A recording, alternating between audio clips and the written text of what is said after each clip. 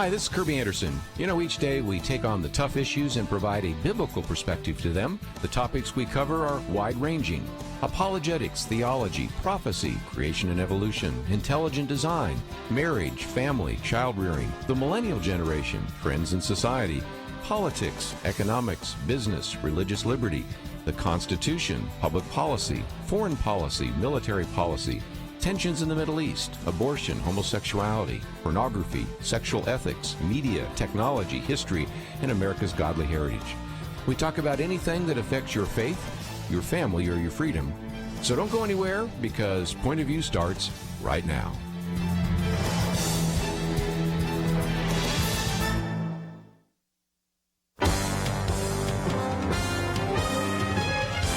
Across America, live. This is Point of View.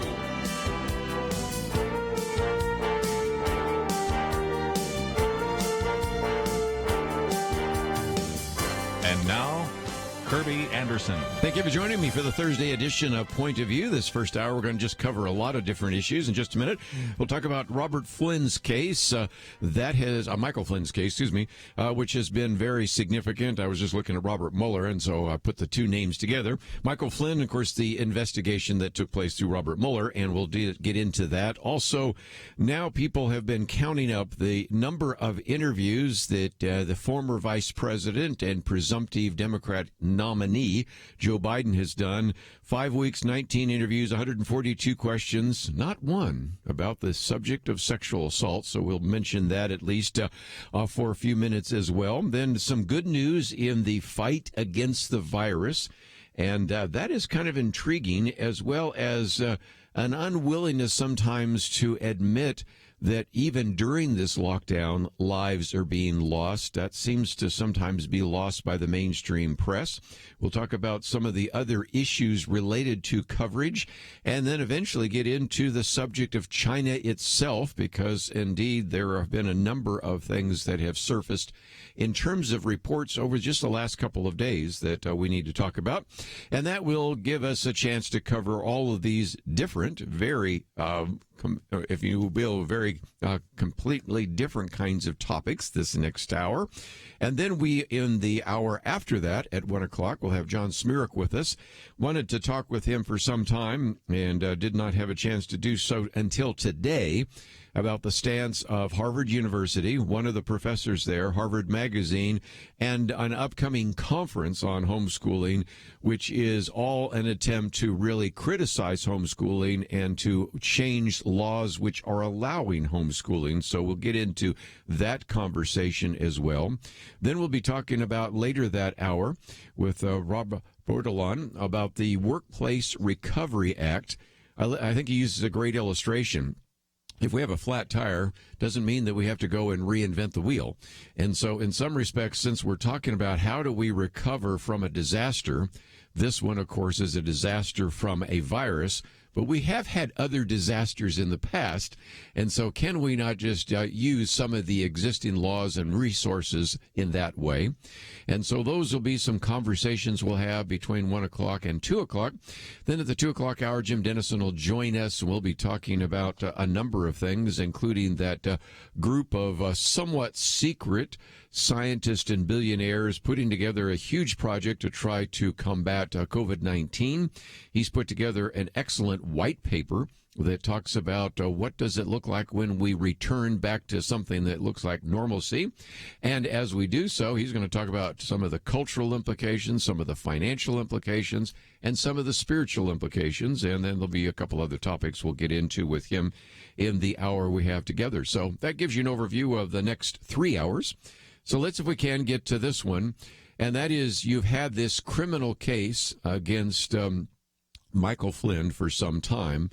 Here is an individual that I think served his country with distinction.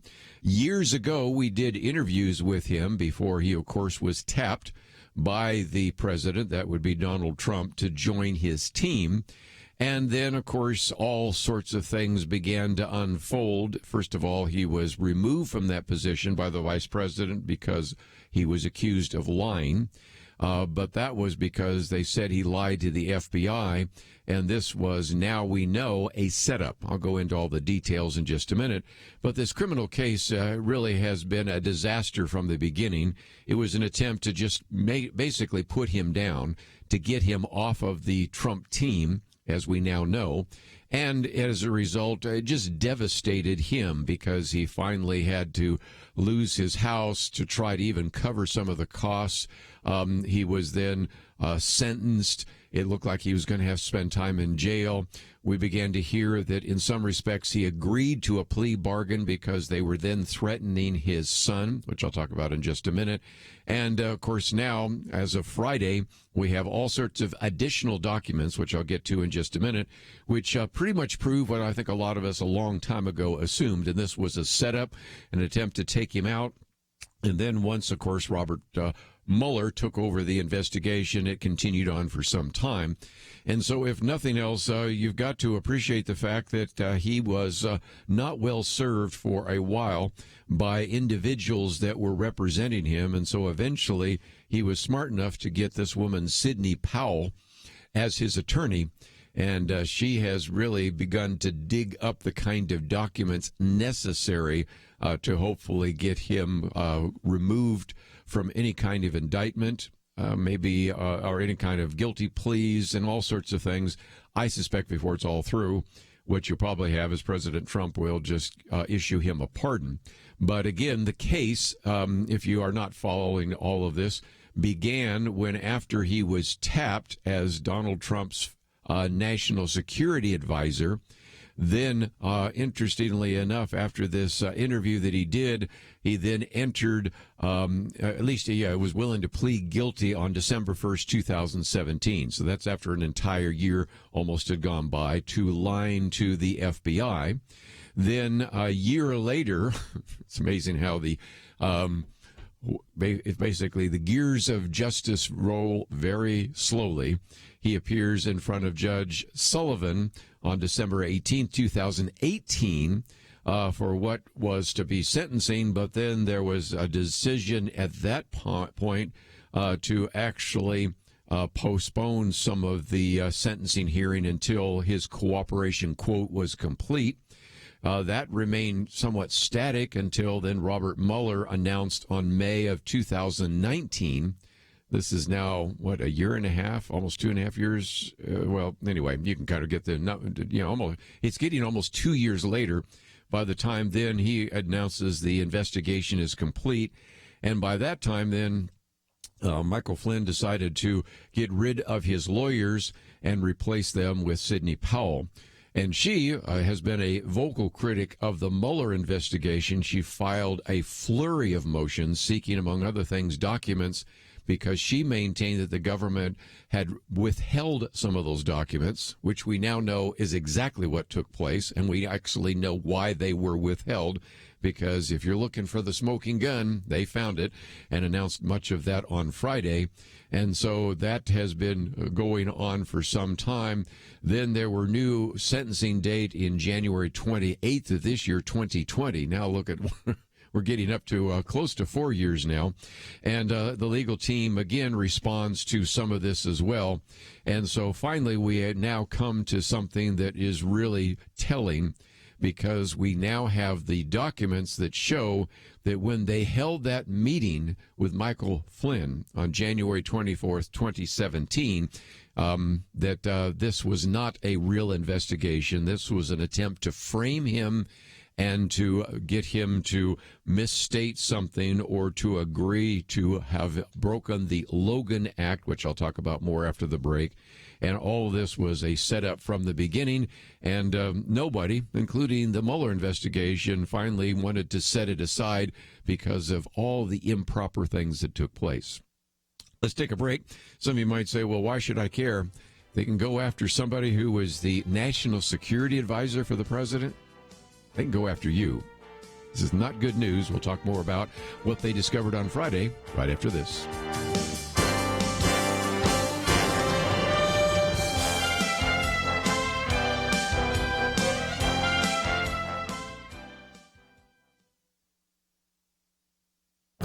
This is Viewpoints with Kerby Anderson. You know, the latest polls show that a majority of voters, 58%, favor reforming our election laws so that everyone in America can vote by mail. An additional percent, about 9%, back a one-time exemption this year because of the pandemic. Having the entire nation vote by mail is not a good idea, but it will take some convincing to sway the current push for nationwide voting by mail. In fact, there are 5 states, Colorado, Hawaii, Oregon, Washington, and Utah, that already conduct elections entirely by mail. Why is voting by mail dangerous? Well, first, the voter rolls are notoriously in bad shape. One study concluded that there are more voter registrations in 378 U.S. counties than there are citizens of voting age in that county. And some voters have moved away, others are registered more than once, and voters who have died are still on the rolls. Mailing out ballots to the entire nation means that hundreds of thousands or more are arriving at homes for people who no longer live there or who are registered at more than one location. There is great potential for voter fraud. Second, universal voting by mail raises significant security questions. These ballots are the only kind that are marked without any supervision from election officials. People can engage in election fraud. Voters might even be intimidated into voting a certain way. If someone is disabled or concerned about the virus, they can vote by absentee ballot in a majority of states. That has always been the case. Most all states allow early voting, which would allow citizens to vote when there isn't a crowd at the polling place. I think having the entire nation vote by mail is a bad idea, but I realize that it appears that most Americans want to move ahead with it anyway. I'm Kerby Anderson, and that's my point of view.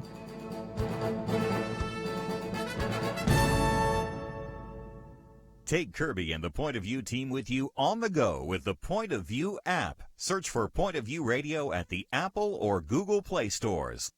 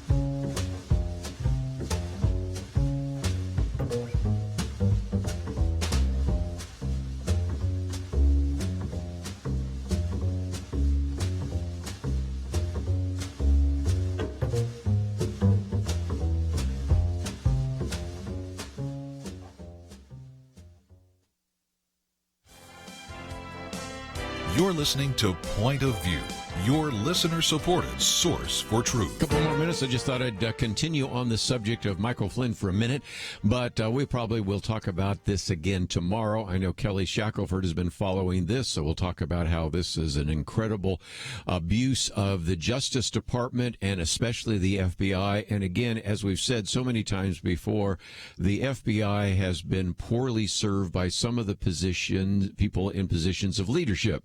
The rank and file FBI work with integrity and are keeping us safe, but there have been a few battle apples at the top, or whatever illustration you want to use.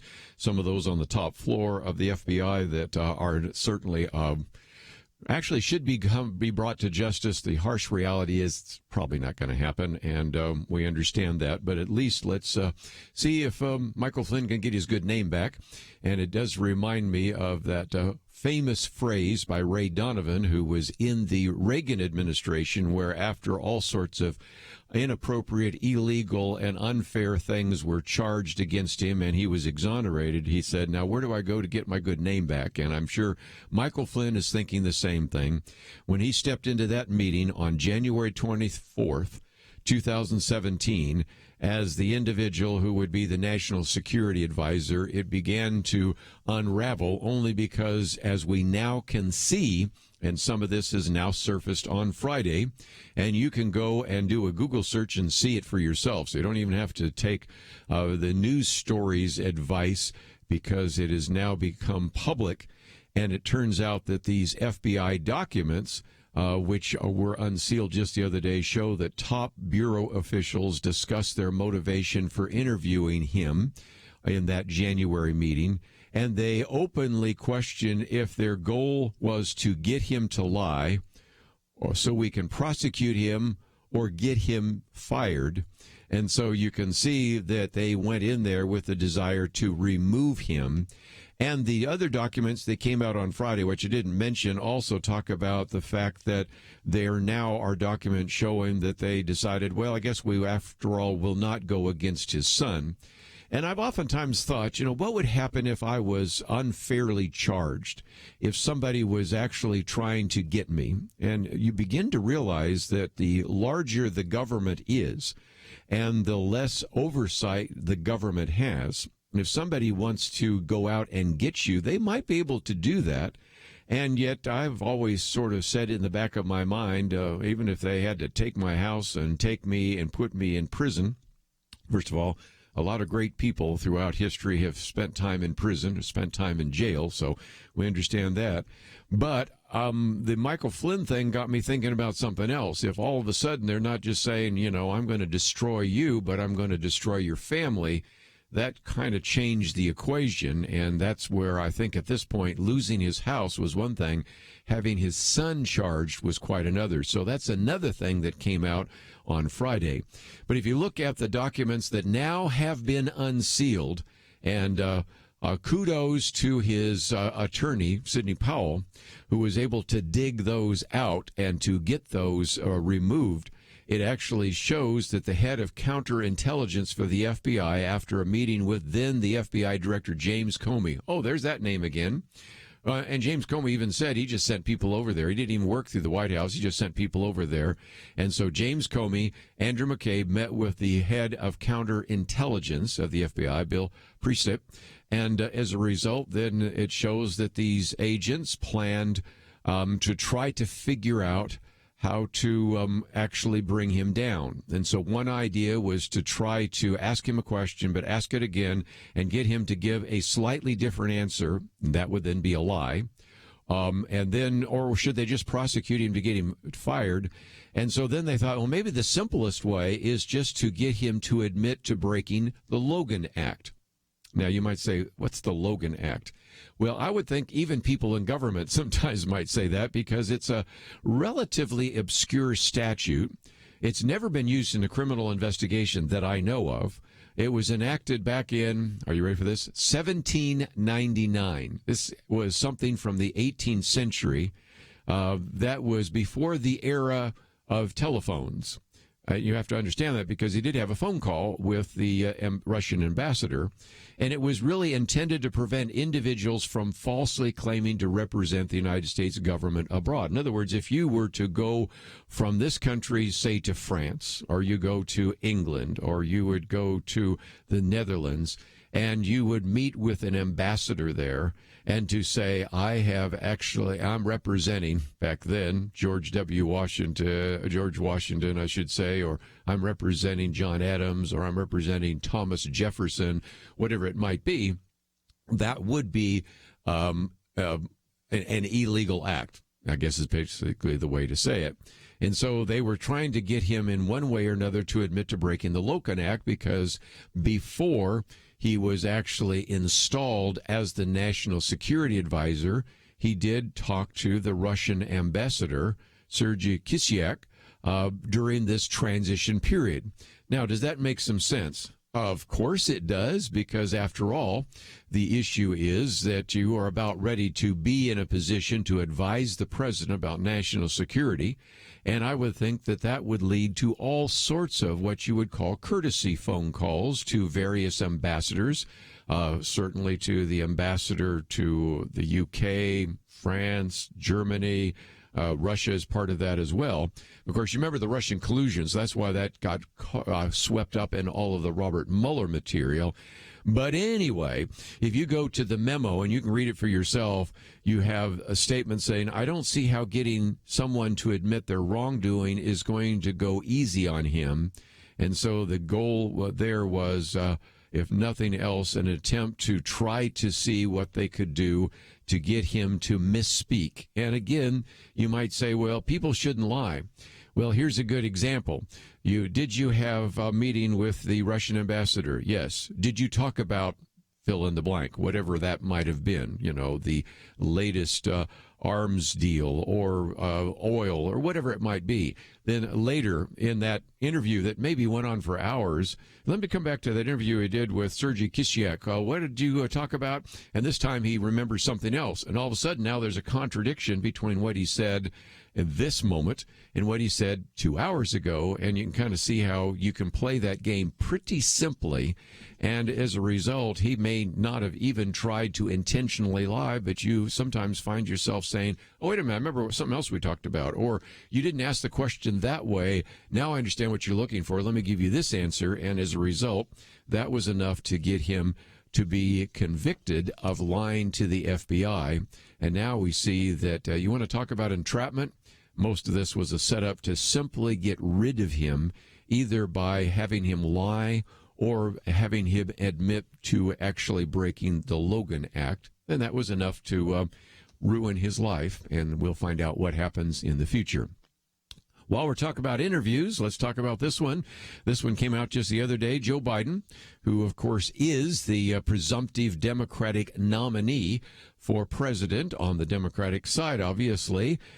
Someone went through the interviews, and this now is 19 interviews the former Vice President Joe Biden has done, spanning 4 hours over all this period of time. And indeed, they found that there were, as I said, 19 interviews, 142 questions, and no mention of the sexual assault claim. Now, as the people at the National Review put it this way, we do not know whether the accusations that Tara Reade has leveled against Joe Biden are true or false. That is a question of evidence and of inquiry that might be answered as time rolls on. But we do know, by contrast, that the double standard that has been exhibited by Biden's campaign and by the political press is in tandem, a national disgrace. And so more and more people are just simply talking about, why is it not only are they not asking Joe Biden about this, but now we have all sorts of other interviews that have been done with individuals that either want to be on his team, in his cabinet, maybe even possible a vice presidential nominee with him, or individuals that have actually endorsed him, and no one's asked those questions, either of those individuals. And if you wanted a good example of the double standard right now in the press, and maybe a demand on the part of the campaign that if you want to interview Joe Biden or anyone else, this question is off the table, which is now starting to come on the table because not only do some conservatives want that question asked, but a fair number of liberal progressives who don't like Joe Biden and are actually convinced that Bernie Sanders should be the nominee want those questions asked, and some response there as well. So we'll continue to follow these stories about Michael Flynn and, of course, Joe Biden. But when we come back from the break, let me give you some good news in the fight against the virus. Let's talk a little bit more about some of the risks of reopening, and we'll get into some other details that are certainly front and center in this pandemic. We'll talk about all that right after this.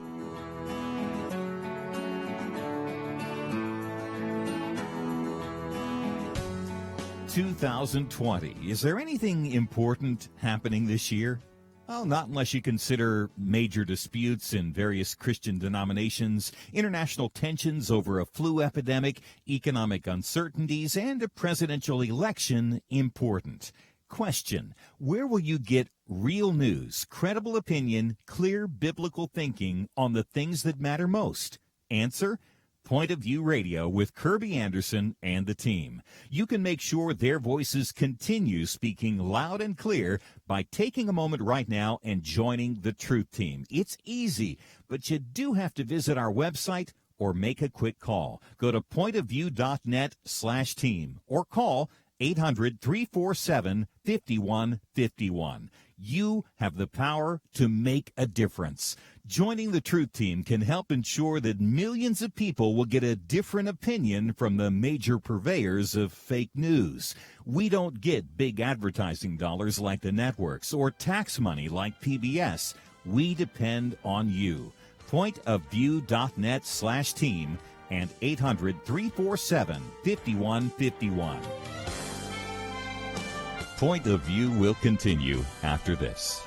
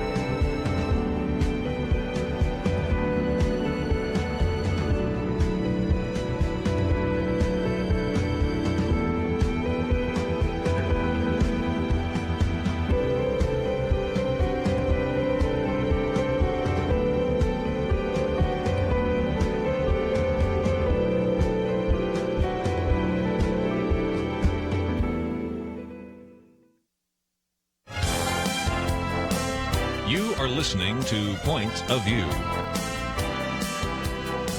The opinions expressed on Point of View do not necessarily reflect the views of the management or staff of this station. And now, here again is Kerby Anderson. Back once again, if you'd like to join our conversation, 1-800-351-1212, or I'll sit back. Let me just mention about a half an hour from now, we're going to be talking with John Zmirak about Harvard's stance against homeschooling, as well as some of the other comments that he has been making in the stream. And then we'll talk about the Workplace Recovery Act. And in the next hour, of course, we will also have Jim Denison with us as well. Well, let me bring you some good news, but might be bad news for me, because this is one of those times where I'm quite willing to admit that I was wrong.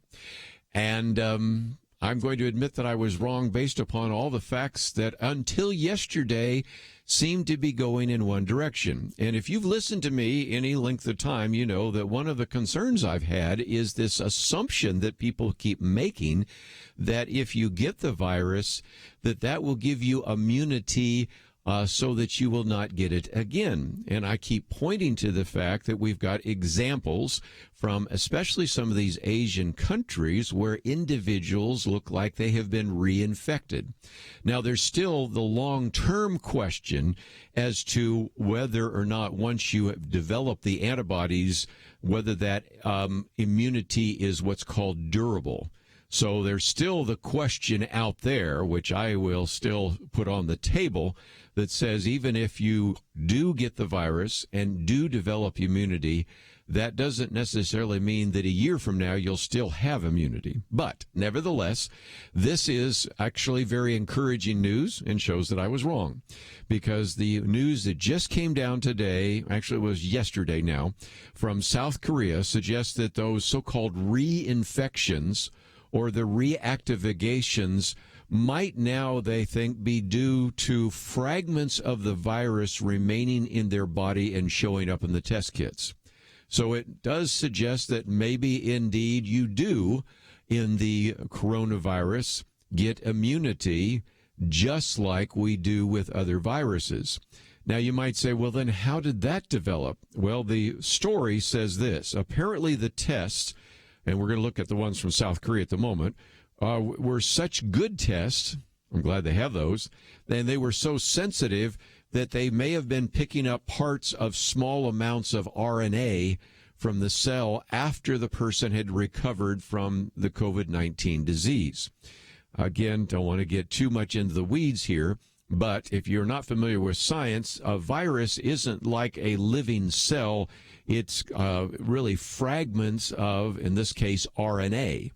And so when you kill it off, there probably are still some fragments hanging around there. So when you do a test for the antibodies, it shows the antibodies. But if you do a test for the disease, it may still, if it's sensitive enough, pick up some of the fragments of the RNA still circulating in your body.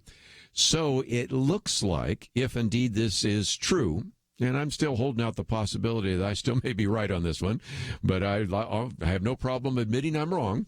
But it holds out at least the possibility that at least for some time, the virus, which is called SARS-CoV-2, is like all sorts of other viruses that the medical world knows. And that means if indeed you have either had the disease and recovered from it, or you were even asymptomatic and didn't even know you had the disease, that means you're probably safe to be around.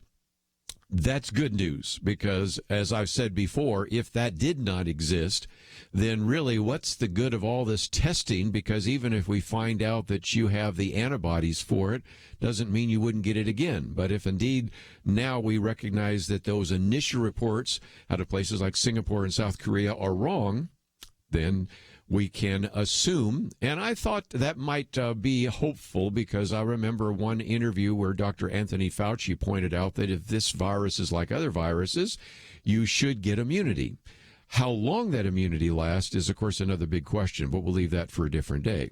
So that's good news, and we needed that, didn't we? Because after all, if we now start doing these surveys and find out that the number of people that have had the virus and weren't even symptomatic, and now have developed the antibodies for it, we can send those people back to work, and you're safe being around those individuals. That's good news. Okay, let me bring what look like bad news. And I'm trying not to get too scientific here, but I think, again, this is your life and the life of your individuals. But this sounded like really bad news, but it turned out to be better news after all. And that is they begin to ask some fundamental questions because SARS-CoV-2, which is the name of the virus that gives you COVID-19, the disease, actually it is mutating, as viruses tend to do. And so how many strains of the virus are out there? Well, one research paper actually concluded that there might be 8 different strains. One of the researchers out of China, and again, do I trust everything in China? No, but this comes from the University of China and researchers who probably are trying to tell the truth rather than communist China trying to suppress the truth. They identified about 30 different mutations for SARS-CoV-2.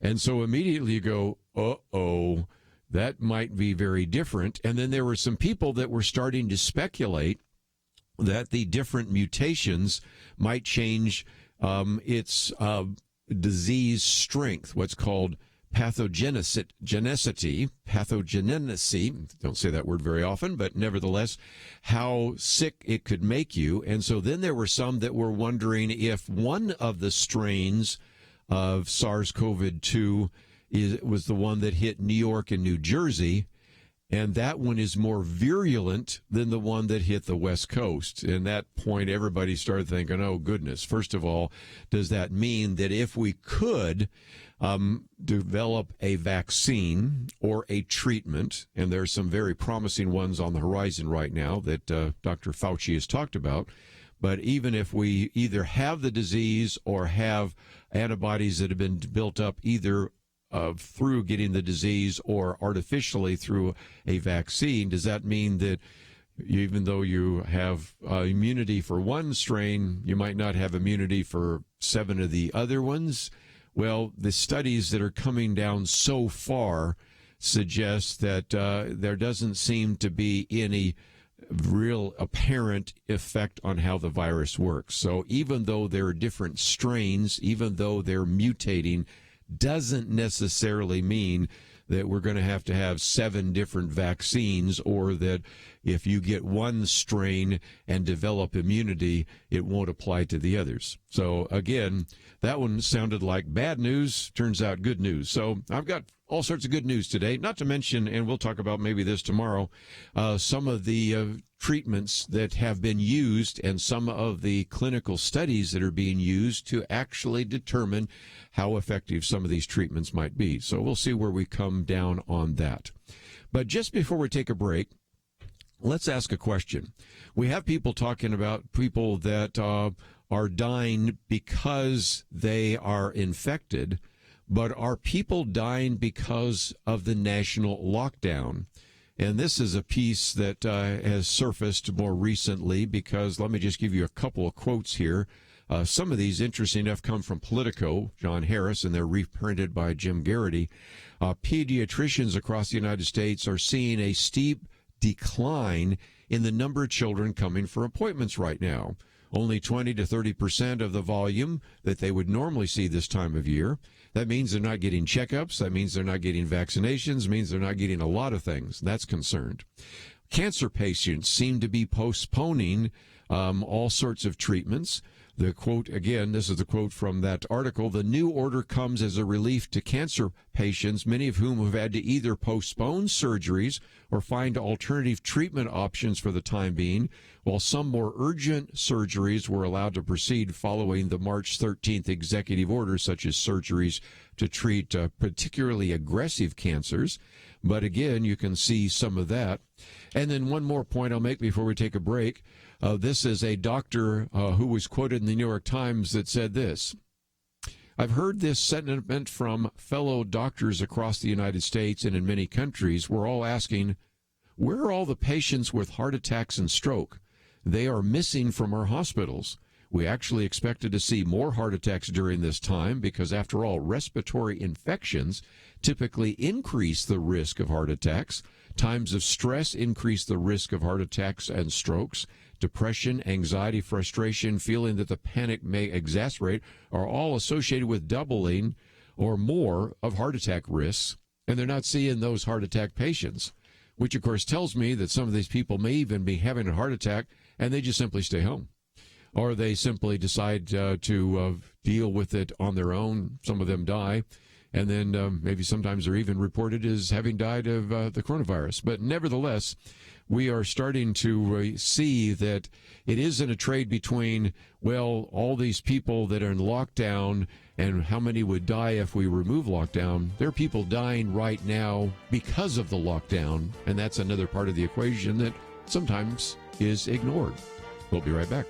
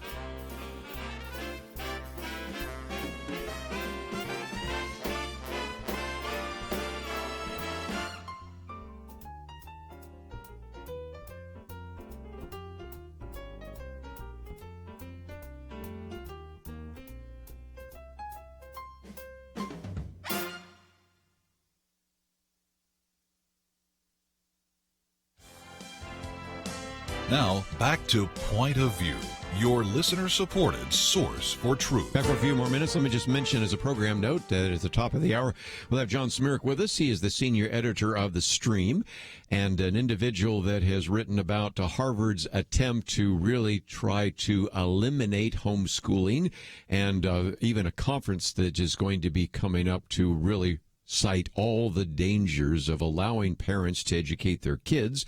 And we'll also maybe talk a little bit about his most recent column, Shouting for Censorship in a Burning Theater. So we'll get into a couple of conversations with him. Rod Bordelon will be with us as we talk about Workplace Recovery Act and, of course, Jim Denison in the 2 o'clock hour. But let me just mention that yesterday, one of the articles I posted which I did talk about later in the national program, but did not talk about this hour, is a very good piece by Dennis Prager entitled Our Dress Rehearsal for a Police State. Since then, I've seen it not only reprinted in places like Town Hall, but Daily Signal and a variety of others, because he really kind of talks about 4 categories of how you can identify a police state. And first of all, he explains that by police state, he doesn't mean a totalitarian state. Obviously, if we had a totalitarian state, I wouldn't be broadcasting right now. He wouldn't have been writing that column. So that's not what he's saying, but he is saying there are some key hallmarks of a police state. Number one, they have draconian laws that deprive citizens of their elementary civil rights. And again, that one's easy to see right now because Americans have been banned from going to work, meeting in groups, going to church parking lots, and a variety of others. We keep being told that this is temporary, but we have seen some things over even the last few days about how individuals want to keep these going even when the threats are pretty minimal in a number of these states. Number two, he says that a police state usually has a mass media supportive of the state's messaging and the deprivation of rights. And so he says that if you look at a lot of the mainstream media, New York Times, CNN, and a variety of others. He does make some exceptions, Fox News, Wall Street Journal, and others, maybe talk radio, but a lot of them have simply served to support the state's messaging to close down all of the things that are happening around the country. And then he adds, of course, that big tech platforms are removing posts about the virus and potential treatment so that they deem misinformation. And so we've seen that before. And that whole idea of we just need to protect you from misinformation is a phrase that is used by a lot of police states around the world. Let's take the third one. And, of course, the obvious hallmark of a police state is what? The use of police, of course. And we have all sorts of examples that we've documented here. Matter of fact, the next Outlook magazine, I take the time to remind you of what happens when a father and daughter want to go and throw a softball back and forth in Colorado, or what an individual wants to go paddleboarding out there in the Pacific Ocean runs into, or individuals that find themselves just sitting on a hill watching a sunset and the trouble they get into, or various churches that have been threatened with lawsuits or fines or all sorts of things. Don't go through that list, but you know it as well as I do. So obviously we're talking about the laws, we're talking about the media, we're talking about the police, but the fourth one is kind of intriguing.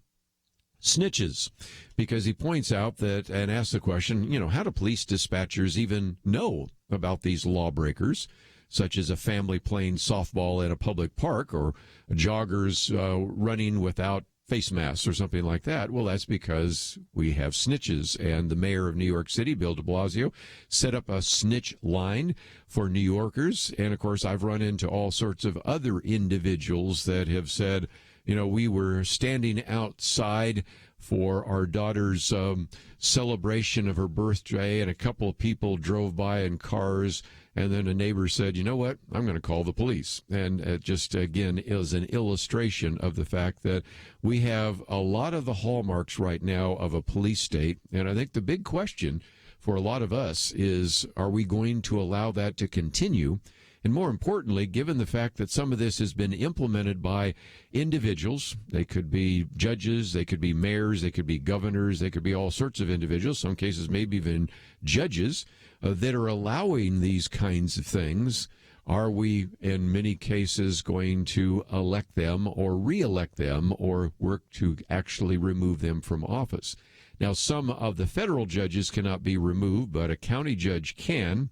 But even some of the state judges have to run for election or re-election. So I think there is a recourse, and some of that happens, of course, in November.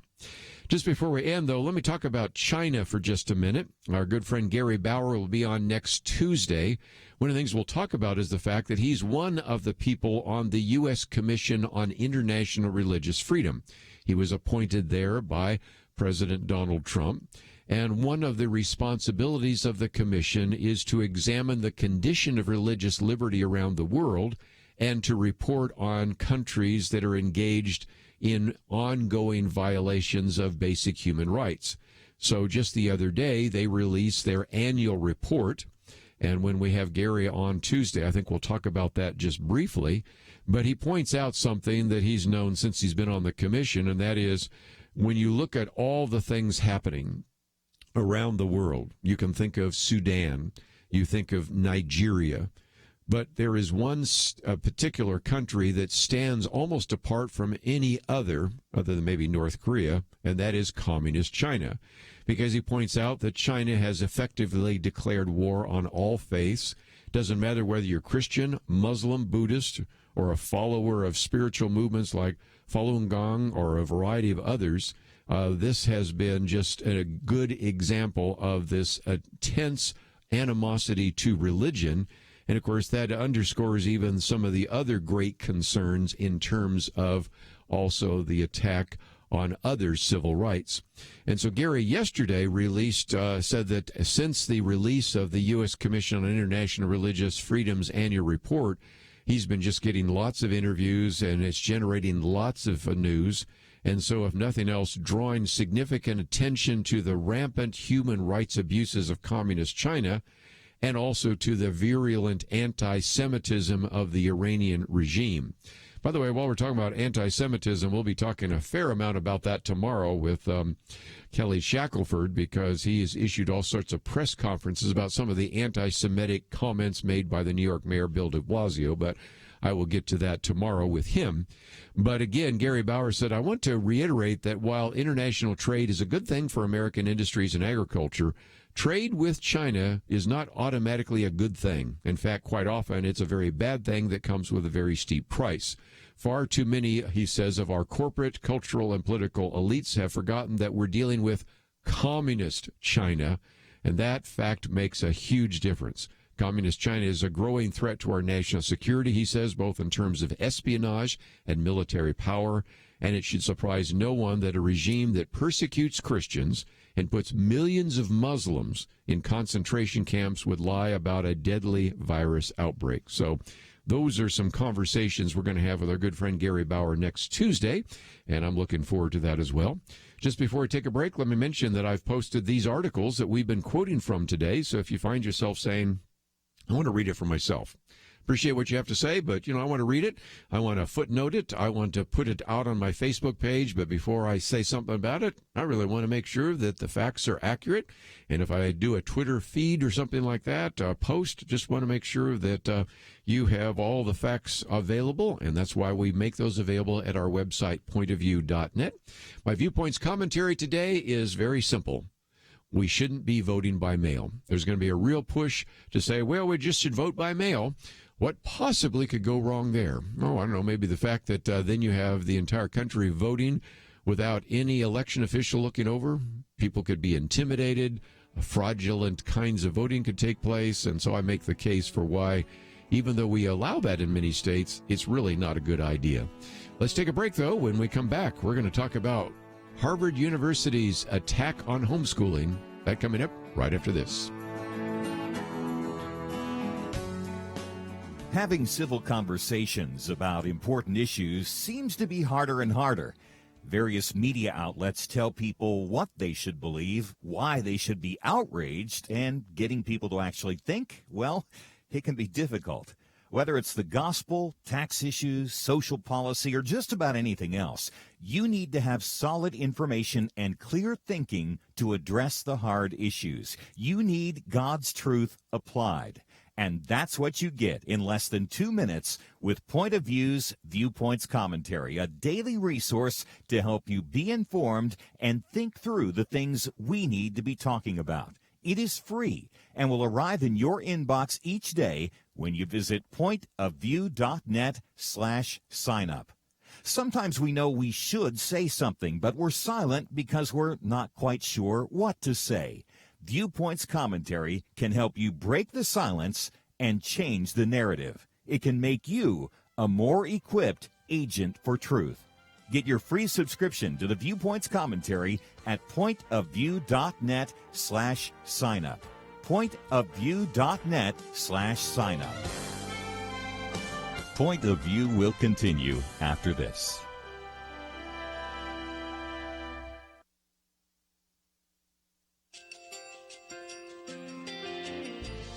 I just want to thank you so much for all the wonderful programming you have. You're just absolutely fantastic. I recently started listening to Point of View, and I really found it interesting because of the different subjects you cover. Thank you for that. I really appreciate everything that you do in keeping us informed. Thank you, Kerby, for everything that you have been doing. I appreciate all the work that you're doing, advocating for the Word of God. Thank you so much.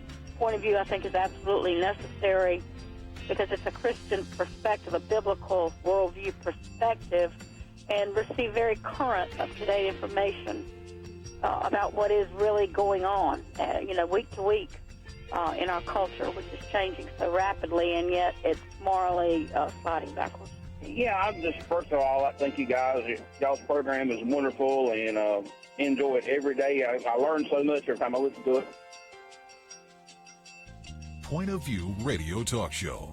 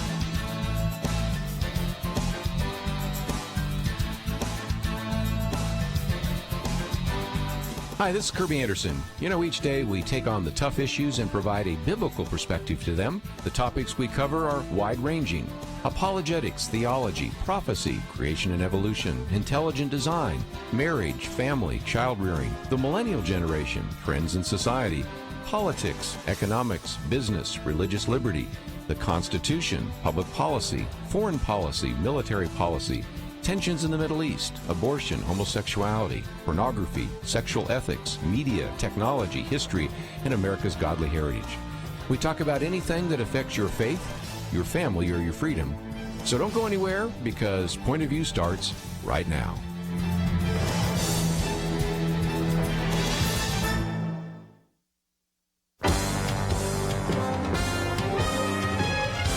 Across America, live. This is Point of View.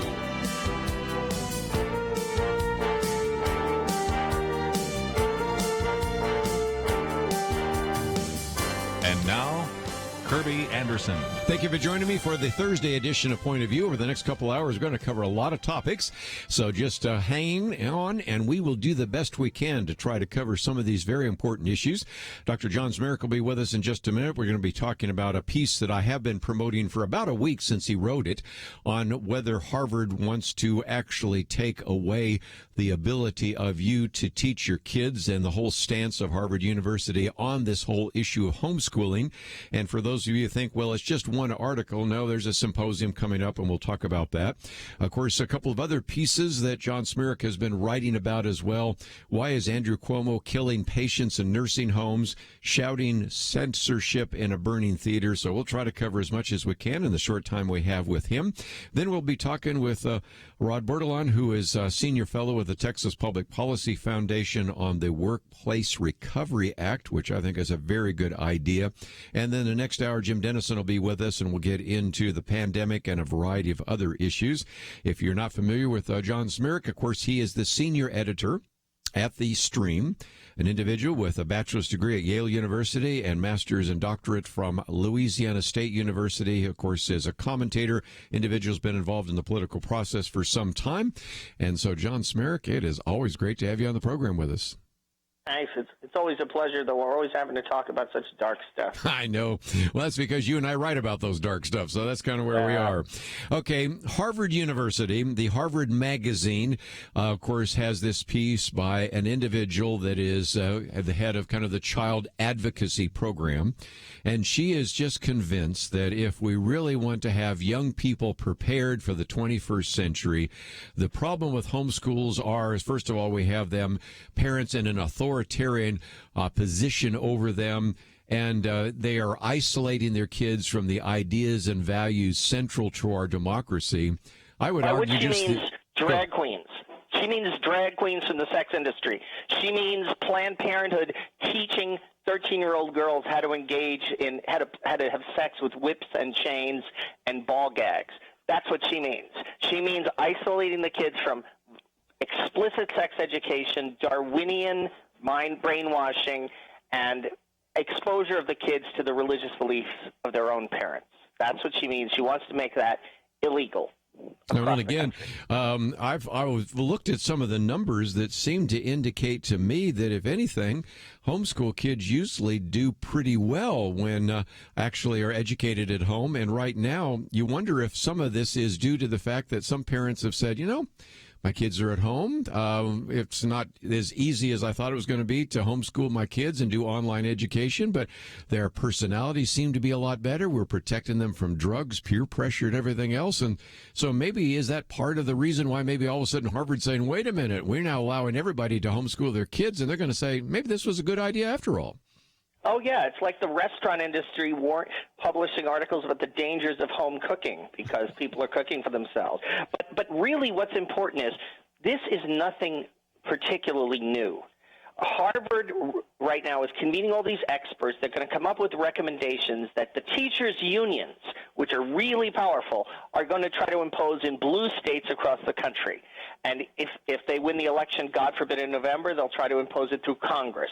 They want to outlaw the competition. Well, and again, yeah, go ahead. Sorry, religious schools, a lot of them are suffering because it's expensive to do. A lot of parents don't have the money. So that competition to the government school monopoly is slowly dying, at least among Catholics, unfortunately. They want to remove any competition to the government schools. So there's a financial incentive, but it's really an ideological incentive.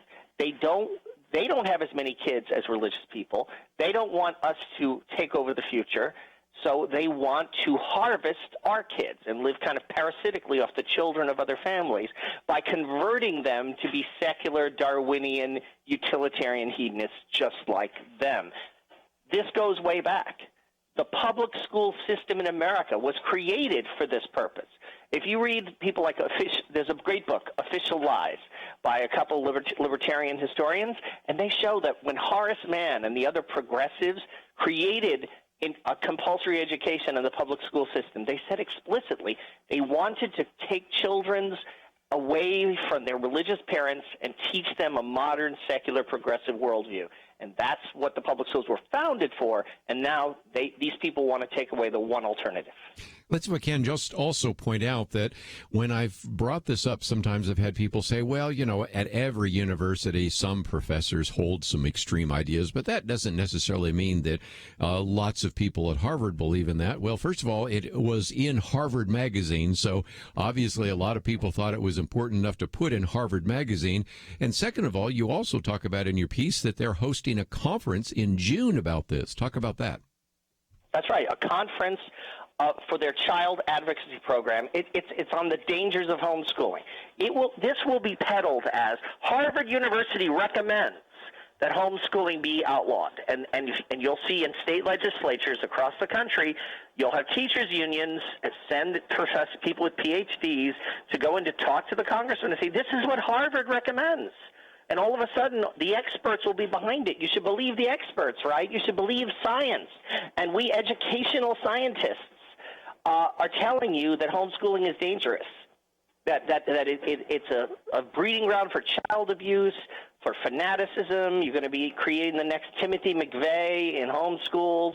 I mean, they're going to lie, but they will have the imprimatur, the USDA prime stamp of approval from Harvard Magazine, and from Harvard University, and from the Harvard Education Institution. I mean, this is how this works. First, they get some elite brand to back this crackpot proposal, and then they impose it on timid state legislators in, like, South Dakota or, Louisiana. They're like, well, if Harvard says so, who am I? Because I don't want the next campaign, my opponent, to have a commercial saying he opposed the Harvard recommendations and endangered children. But you know what? There's something even more ominous. Go ahead. This is Northeastern elites. Harvard, Horace Mann in New York at Columbia, trying to impose their mores and values and beliefs on the entire country using the coercive force of the government. These people are saying, essentially, if you want to homeschool your kids, you're an unfit parent. And if you do it against our law, the law we pass, we're going to take your kids away. We're going to take custody. They want custody of our kids unless we turn our kids over to be indoctrinated by them. Now, this already, that sounds crazy, but that's the state of affairs in most of Europe. In Germany, homeschooling parents lose custody of their kids. Sometimes the kids end up in psychiatric institutions. The same thing in Sweden. Homeschooling is permitted in America because America still has a constitution based on the rights of the person, based on the image of God, that we as images of God have inalienable rights. That's not true even in so-called democracies like Western Europe. But if you go back a little bit in history, look at what the Northeastern elites were saying in the 1930s. Margaret Sanger, founder of Planned Parenthood, which was, a mainstream establishment organization. George H.W. Bush's father was an officer of Planned Parenthood in Connecticut. Oh, we're running up on a break. I'll tell you after the break what Planned Parenthood wanted. And that'll get us into, of course, why is Andrew Cuomo killing patients in nursing homes? Another John Zmirak column. All that coming up right after this.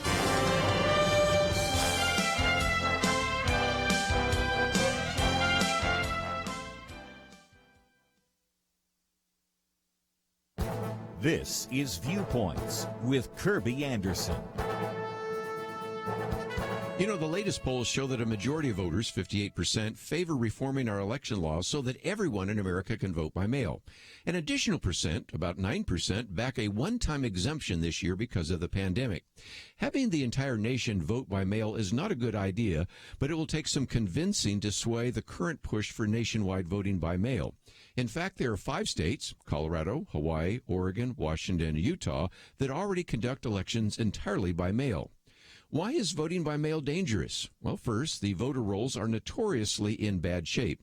One study concluded that there are more voter registrations in 378 U.S. counties than there are citizens of voting age in that county.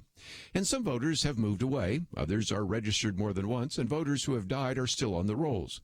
Mailing out ballots to the entire nation means that hundreds of thousands or more are arriving at homes for people who no longer live there or who are registered at more than one location. There is great potential for voter fraud. Second, universal voting by mail raises significant security questions. These ballots are the only kind that are marked without any supervision from election officials. People can engage in election fraud. Voters might even be intimidated into voting a certain way. If someone is disabled or concerned about the virus, they can vote by absentee ballot in a majority of states. That has always been the case. Most all states allow early voting, which would allow citizens to vote when there isn't a crowd at the polling place. I think having the entire nation vote by mail is a bad idea, but I realize that it appears that most Americans want to move ahead with it anyway. I'm Kerby Anderson, and that's my point of view.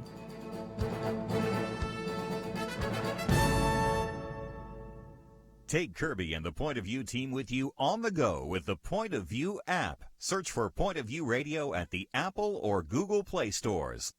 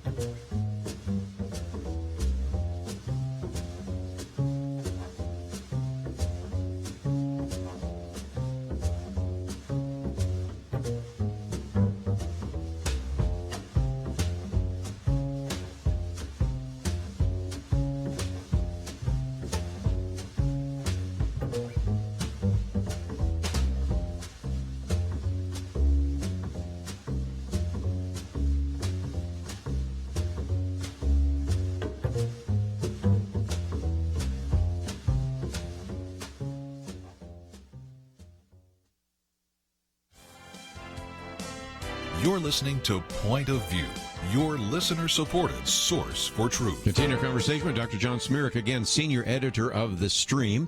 And, John, you were talking about Planned Parenthood, and I think I might just even mention that one of the reasons a lot of parents today, I'd like to keep my kids at home, is Planned Parenthood. You know, in 12 states in the District of Columbia can take your kids out of school and give your daughter an abortion without any permission. And in the other 38 states, there's always a judicial bypass. Not to mention so much more, but you were going to tell us a little bit more about Planned Parenthood, so continue. Yeah. Margaret Sanger, founder of Planned Parenthood, wrote an article in 1938. She was trying to piggyback on the New Deal. She proposed a national baby code, which would have required every couple to apply for a license to have a child. They would be examined for their physical health, their mental health, their eugenic quality, in her terms, and then the government would decide. And every time you wanted to have another child, you had to get a license from the government. And if you were not fit in her vision, if you didn't have a high enough IQ, or if you were from Southern Europe or Jewish or black, you would be denied that. Planned Parenthood managed to get forced sterilization laws in 13 states where people who failed culturally biased IQ tests were forcibly sterilized or, in some cases, castrated. 60,000 Americans were forcibly sterilized because of Planned Parenthood. That is the kind of paternalism, the kind of fascism that we are facing. Northeastern elites think they can dictate whether we have children, how we raise them, whether we're worthy of having custody. I say turn this around. Do people who take their kids to Drag Queen Story Hour, Do people who encourage their kids to look into gender sex reassignment and hormones and surgery, are those fit parents? Maybe we should be looking at taking their children away. If these people are going to break the social truce where we all sort of leave each other alone, if they're going to say Christians are unfit to be parents, maybe people who subject their children to the sex industry aren't fit to be parents. Good point. And again, if some of our listeners say, I've never heard about this National Baby Code, that's the last part of that article. You even have some articles from that code that were proposed by Margaret Sanger. But since we're talking about Northeastern elites, can I jump to the column you wrote earlier this week on why is Andrew Cuomo, that would be the governor of New York, killing patients in nursing homes? Yeah. And you really ask us some very pointed questions that fortunately now I think at least some in the media are asking as well, but tell us more. Sean Hannity, God bless him, talked about this last night, and the New York Post is doing a great job. In New York, which is locked down, they've closed the economy, the mayor of New York is threatening to seize churches and synagogues and steal the property if they hold services. At the same time, the one group of people who are the most vulnerable, the elderly in nursing homes, Andrew Cuomo is forcing nursing homes to take virus patients in, not letting them test people, not letting them exclude people infected with the coronavirus. What is that about? We're supposed to be protecting the vulnerable. He is killing the vulnerable. No one has asked him. Not one reporter has asked him to justify this insane policy. I call it coronavirus story hour at nursing homes. Well, and again, that isn't the only one. Earlier, we just talked about the fact questions are not being asked right now. I think there were 100 and some odd different questions asked of the presumptive Democratic nominee, Joe Biden, about Tara Reade. Of course, you talk about that as well. So it just seems to me that we, at a very time when we need the press to tell the truth and we need politicians to be transparent, we're getting just the opposite, don't you think? Oh, we have the, except for a couple of shows on Fox, we have the equivalent of Polish communist state media in 1975. I mean, there's one party line being broadcast, blatant, outrageous, almost implausible bias. Yeah, look at how the Kavanaugh thing was covered compared to how they're covering Tara Reade. I'm personal friends with Mark Judge, and I was emailing him and trying to help him out when he was on the firing line. There was zero evidence against Mark Judge or Brett Kavanaugh.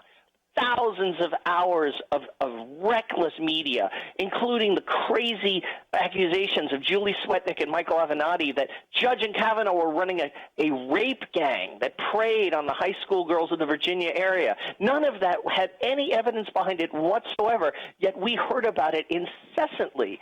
And what we hear about Tara Reade is crickets. Now, I don't mind that so much because I don't want to see the Democrats dump Biden as their nominee and pick somebody like Cuomo. I want them to have – I want weekended Bidens to play all the way through Election Day. So as far as I'm concerned, yeah, you drag the broken shell of Joe Biden across, try to drag him across the finish line. I think the moment that if you start seeing mainstream media covering the Tara Reade allegations – that's because the Democratic National Committee has decided to ditch him and has sent messages to their stooges in the media and said, okay, time to throw him under the bus.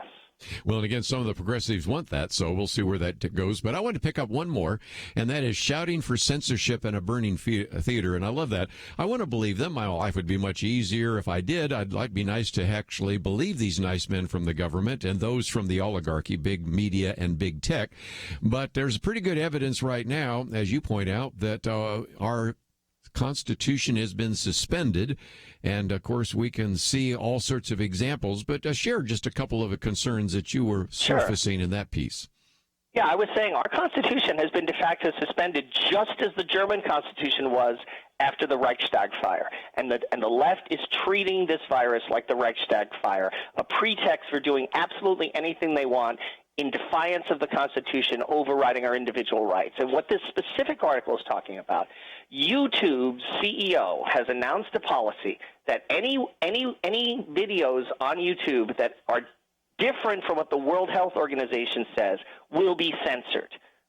Now, the World Health Organization is controlled by the Communist Party of China. The World Health Organization, back in as late as January, was saying this virus could not be transmitted person to person, that you shouldn't wear a surgical mask, that you shouldn't have travel bans. That they were simply peddling Chinese communist propaganda. Now YouTube, which is owned by Google, is imposing the Chinese Communist Party line on American media. What we need to do, as I argue in my article at stream.org, we need to break up big tech, break up Google, break up Facebook, break up Amazon, by the way, because these monopolies are dangerous to American freedom. We once broke up the phone company into 50 little pieces. And you know what? The phone company was not listening on our conversations and hanging up on us and suspending our phone service if they didn't like what we had to say. That's what big tech is doing now. While we still have a patriotic president like Donald Trump, it's time to look into some serious antitrust regulations to break up big tech, because it's definitely in the pocket, not just of the American left, but of the Chinese Communist Party.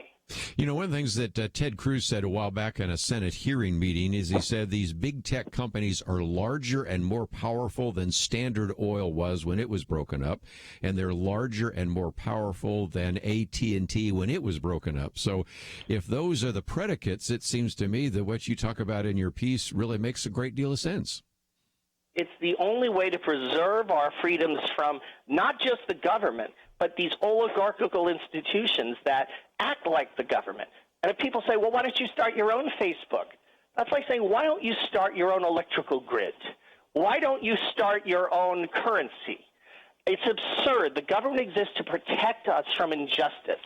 And when a private company has gained a monopoly over a vital good or service and starts abusing us and acting unjustly, that's what we want the government to do. That's why we have a government in the first place. It's not just to prevent foreign invasion. By the way, our government's not preventing that because it's not enforcing our borders. Sounds like a politically incorrect guide to immigration, which you've written about as well. Yeah, I actually have co-written the politically incorrect guide to immigration. I hope people will check that out. And I did the politically incorrect guide to Catholicism, which is one of my best-selling books ever. So you can check that out, too. Well, and if you want to check out John Zmirak, first of all, of course, I just encourage all of you to go to the stream. But we also have a link that will also allow you to find some of his information. And so each day he's posting new material. And so just simply go to stream.org and you can follow the links there as well. And Dr. John Zmirak, always fun to chat with you. You have a lot of energy, and I appreciate what you write and all the ways in which you try to document what you actually talk about. So thanks for joining us. I love what you do, too. Thank you. Bye-bye. We're going to take a break, and when we come back, we're going to get into a couple of other issues. If that came fast and furious, and you say, wait a minute, I want to read this for myself. We have posted the article, Harvard Wants to Take Your Kids, and that's from the stream, and that one came from last week. The two others I mentioned were this week, one on why is Andrew Cuomo killing patients in nursing homes and shouting censorship in a burning theater. He's writing all the time on really important issues, so we certainly encourage you to take the time to read some of his material. And, of course, he documents it so that if you want to post it and somebody said, wait a minute, where'd you get that? You can find that as well. And, again, for those of you that are homeschoolers out there, you need to pay attention because Harvard University is coming after homeschoolers. And that's why we wanted to cover it today briefly here on Point of View. We'll probably talk about it again and cover some more of it, especially when that conference comes in June. I suspect there'll be a lot of things we'll be talking about here on Point of View. We'll be right back. 2020. Is there anything important happening this year?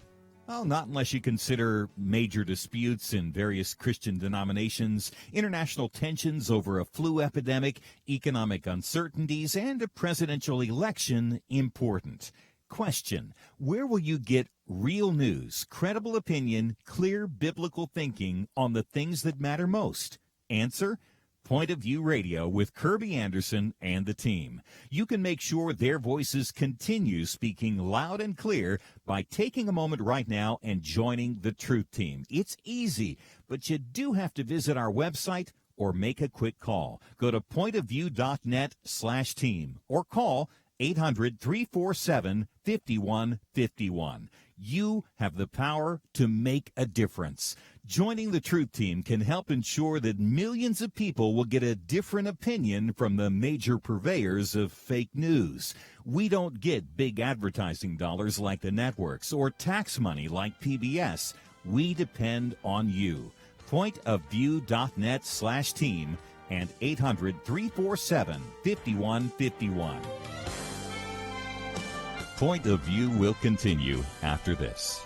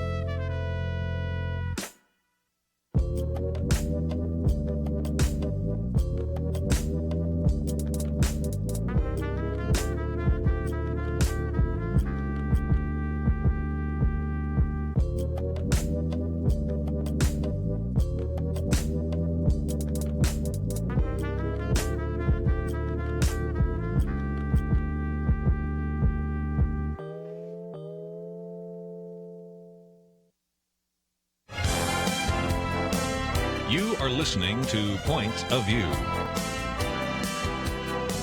The opinions expressed on Point of View do not necessarily reflect the views of the management or staff of this station. And now, here again is Kerby Anderson.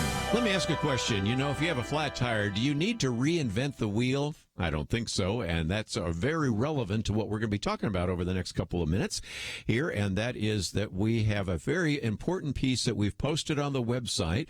Comes from our friends at the Texas Public Policy Foundation, the Workplace Recovery Act, a public-private partnership solution, and we'll get into some of that, and if you'd like to read more about it, it is already on our website. And of course, we have a link to the Texas Public Policy Foundation as well, so you can follow it there as well.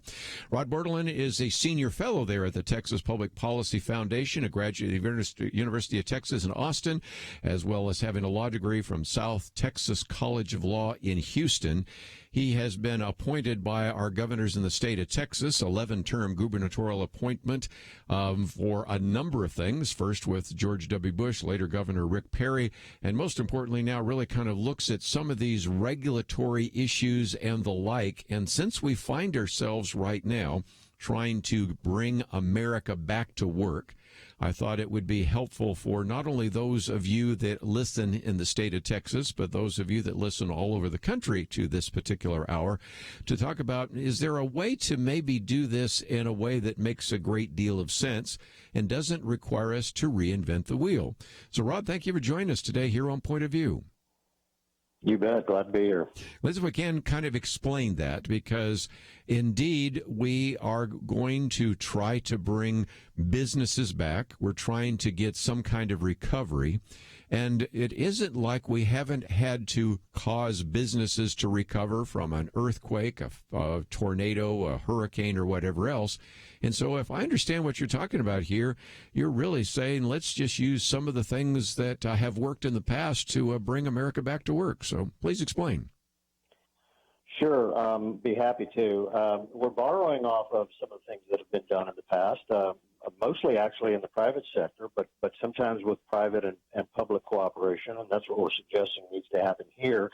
But a lot of that, as you mentioned, in the past disasters have all been natural disasters. We haven't had the kind of infectious disease pandemic that we're looking at right now for over a century. And we haven't had it in such a fashion that the government actually ordered businesses across the country to shut down for a period of time. And it's the shutdown that actually caused the economic disaster that we're facing right now. I'm not suggesting any of that was unwarranted. I'm not a medical professional. I'm not an infectious disease expert.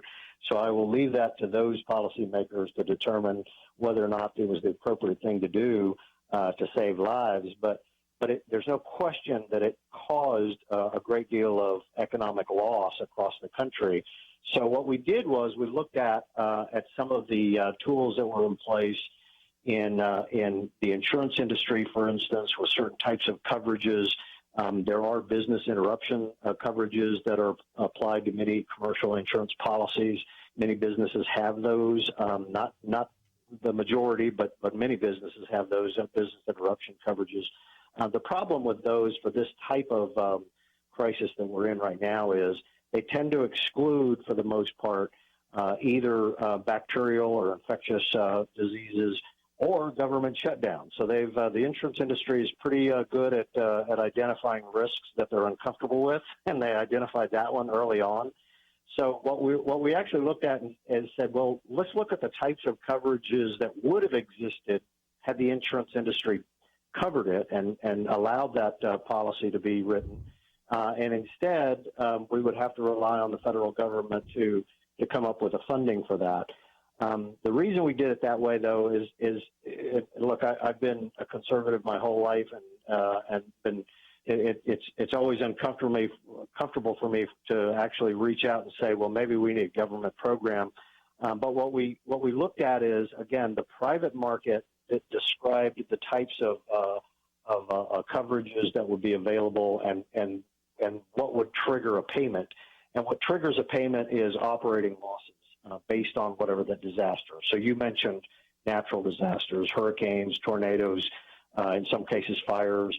If you have a business interruption policy and your business was affected by that, it's usually going to be your storefront or your plant or your a place of business. and you're unable to open because of that, and that's where business interruption would come in, and you can show those operating losses, and they'll cover you for that period of time until you're back up and running. In this case, the reason it's important for the government to perhaps step up and help fund this is more than just that there's no insurance coverage available in the private market for it. But beyond that, it's actually the government that actually directed those losses to occur. Yes. Again, I'm not taking issue with the decision to shut down to save lives, but there's no question it was a government-ordered shutdown that actually caused the losses. When you have that kind of directive from the government, and businesses and individuals all across the country did their job, did the right thing, and followed those directions, but they incurred a great deal of losses. We just think it's appropriate in that context to say, well, let's figure out a way for the government to do it. But rather than just have multiple stimulus packages or multiple payments that are broad-based, we figured that the best way to do it is look at the types of business interruption losses and zero in on those businesses that actually need that assistance to be able to get back up and running. That's the only way we're going to get out of this mess, is to get businesses back open. You know, and you did raise something just in passing there that I think is important, and that is when we look at what we have right now through the Small Business Administration, we have the Paycheck Protection Program. Anybody that had a small business could actually apply for that, whether or not they experience significant losses due to COVID-19 or not. What I see you saying in this two-page kind of summary of the Workplace Recovery Act is that you would actually make businesses eligible only if they're truly experiencing those kinds of losses.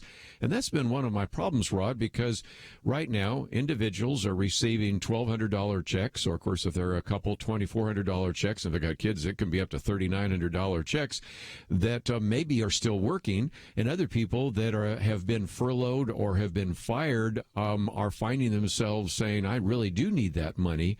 And the same thing with the Paycheck Protection Act. They've spent a little bit of time maybe shaming a few organizations and even institutions to give the money back, but I would rather want to help those who actually had a true loss rather than just provide government largesse to everyone. What's your thought? Exactly. I couldn't agree more. The whole, anytime you're going to have some government program to come in and fund it, especially in the magnitude that we're talking about, you've got to have it focused and zeroed in on the problem. And the problem is those particular businesses that have been shut down and have incurred a great deal of losses. And because of those, they're going to have difficulty getting reopened. So even though we've got governors across the state, Governor Abbott here in Texas is opening, is doing kind of a phased-in opening, and many other governors are doing the same thing. The president has indicated that as well. It's time to reopen. The problem is there are a number of businesses, particularly small businesses all across the country, that are finding it difficult and will have some difficulties because of those operating losses that they've incurred over the last couple of months. So if we can zero in on that group and just say, look, what is it that you have incurred? So it's really twofold. It's the quickest and most specific way to reopen the economy, but you also do it by zeroing in on essentially a constitutional principle of just compensation. We have ordered those businesses and those companies to shut down, and they've incurred those losses. So it's really equitable to say, well, why don't we focus on those businesses that have incurred those losses that we caused, even if it was the right thing to do, and equitably get them back to operational capacity. Once they get back to operational capacity and break even, this is not a program to pay them profits. This is just to get them back to operational capacity, and they start breaking even, then they're done. They need no further assistance. They've been compensated, and they get to move on and start earning profit in the good American system that we have. Let's take a break, and when we come back, we'll chat for another few minutes here. And I might just encourage you, first of all, that we have posted this particular article on the Workplace Recovery Act, a public-private partnership solution. And we also have a link to texaspolicy.com. And when we come back, they have a whole section here on the road to recovery. So I might talk about that for just a minute or two as well. And that is a good lead into what we'll be talking about with Dr. Jim Denison the next hour, because he spends some time also talking about how we can prepare, and he talks about some of the cultural issues that we have, some of the medical issues that we have, some of the financial issues, and even some of the spiritual issues, as he is oftentimes willing to do. So we'll talk about that, but just give you a little bit of an understanding of this road to recovery is going to be really bumpy, and a lot of it's unprecedented. We'll be right back.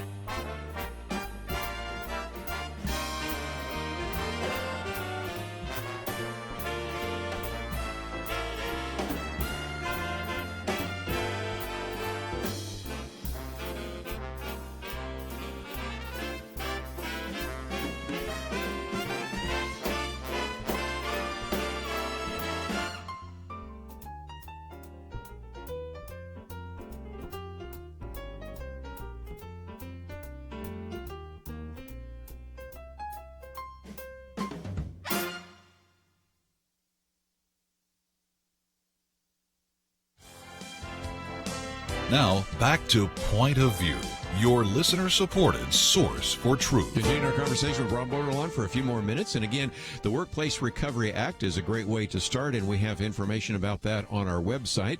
But Rod, let's, if we can, for just a minute, also go and encourage people to go to texaspolicy.com. Now, again, we broadcast in 42 different states, and so 41 of the states say, well, I don't live in Texas, why should I care? Well, I think you've done a very good job of looking at issues not only relevant to the state of Texas, but relevant to the country. And this podcast that you've put together is a chance really to look at how to get America working again, how to address some of the things happening in education with the classrooms, how to address the issue of health care. So whether you're in the state of Texas or not, you have really come up with some creative ideas and some solutions to trying to get America back to work. Tell us more, if you might. Sure. You're right. The Texas Public Policy Foundation, obviously we're based here in Texas. Our focus is on the great state of Texas primarily, but many of our policies are used nationwide. We interact with other states, with other foundations and legislatures around the country, and up in Washington. And right now, some of this discussion, obviously with the Workplace Protection Act, Recovery Act, is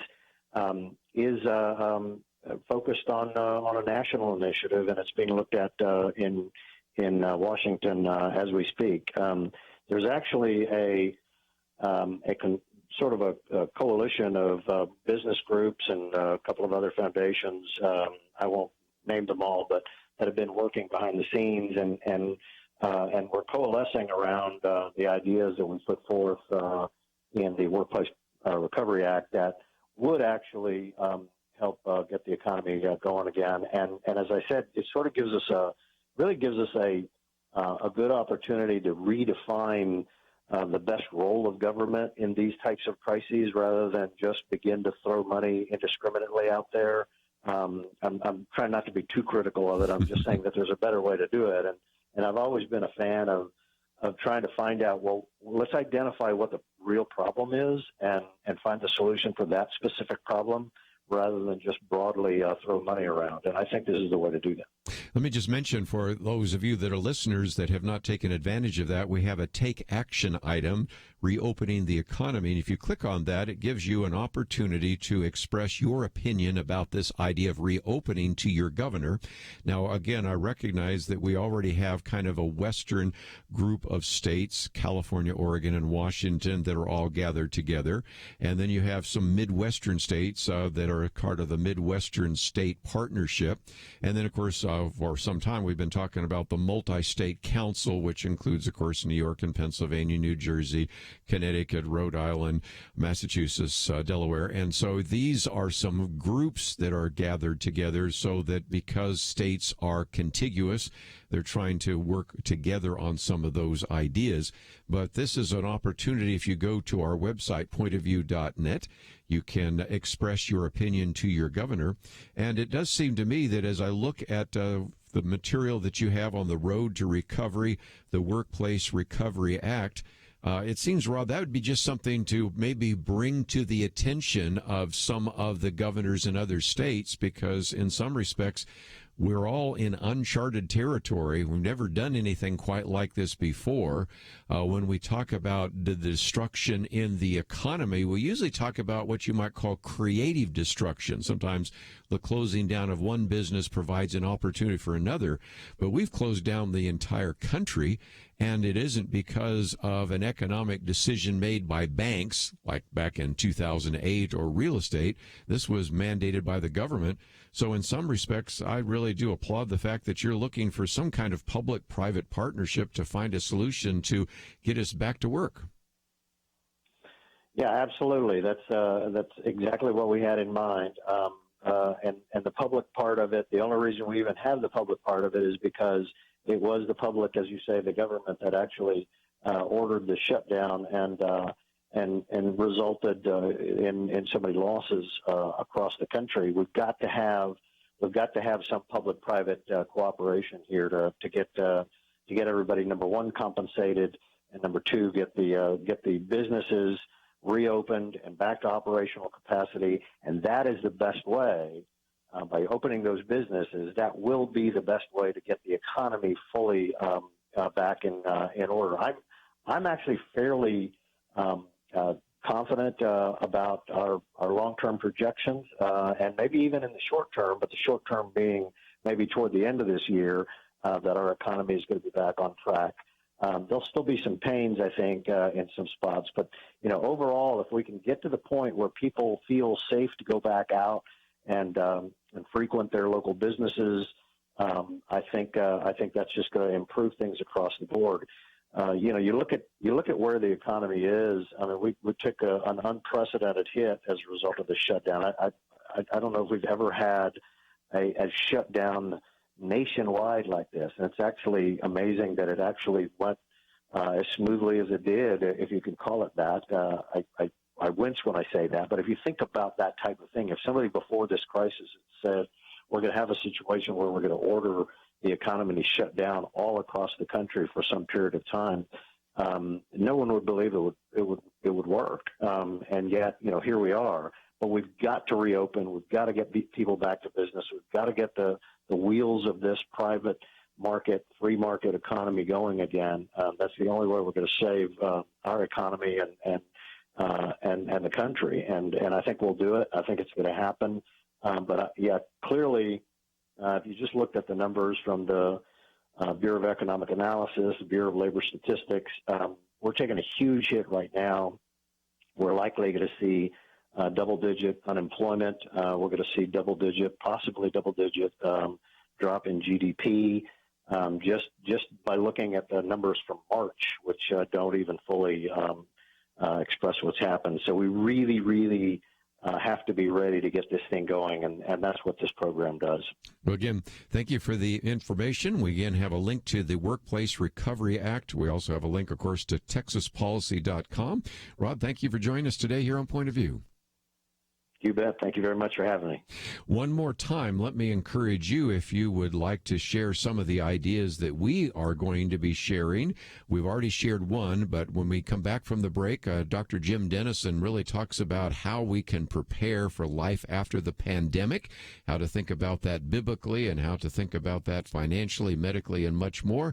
If you would like to share some of those ideas with your governor, we've made it very easy. Simply go to the website, pointofview.net. Click on that button there that says Take Action, and then we give you some opportunity to simply express your opinion to your governor. And we did not write a letter this time because the decisions and the information vary from state to state and community to community. So I wanted to give you that opportunity.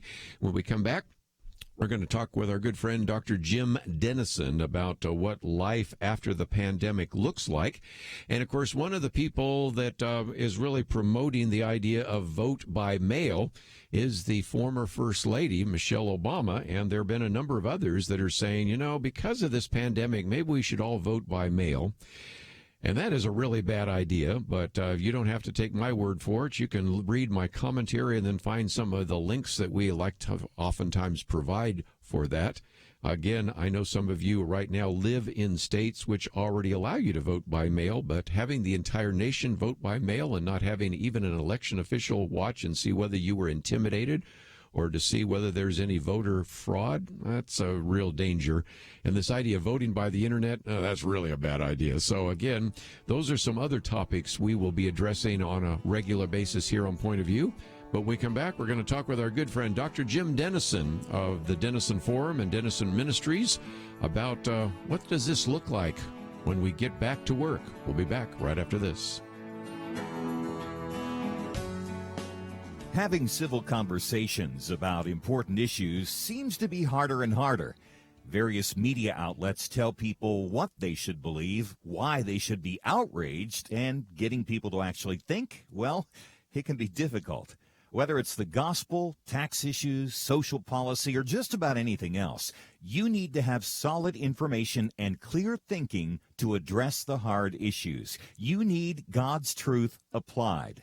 And that's what you get in less than 2 minutes with Point of View's Viewpoints Commentary, a daily resource to help you be informed and think through the things we need to be talking about. It is free and will arrive in your inbox each day when you visit pointofview.net/signup. Sometimes we know we should say something, but we're silent because we're not quite sure what to say. Viewpoints Commentary can help you break the silence and change the narrative. It can make you a more equipped agent for truth. Get your free subscription to the Viewpoints Commentary at pointofview.net/signup. Pointofview.net/signup. Point of View will continue after this.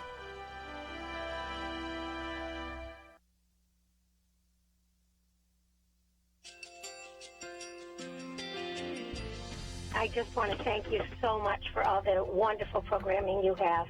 You're just absolutely fantastic. I recently started listening to Point of View, and I really found it interesting because of the different subjects you cover. Thank you for that. I really appreciate everything that you do in keeping us informed. Thank you, Kerby, for everything that you have been doing. I appreciate all the work that you're doing, advocating for the Word of God. Thank you so much. Point of view, I think, is absolutely necessary because it's a Christian perspective, a biblical worldview perspective, and receive very current, up-to-date information about what is really going on, week to week in our culture, which is changing so rapidly, and yet it's morally sliding backwards. Yeah, I just, first of all, I thank you guys. Y'all's program is wonderful, and enjoy it every day. I learn so much every time I listen to it. Point of View Radio Talk Show.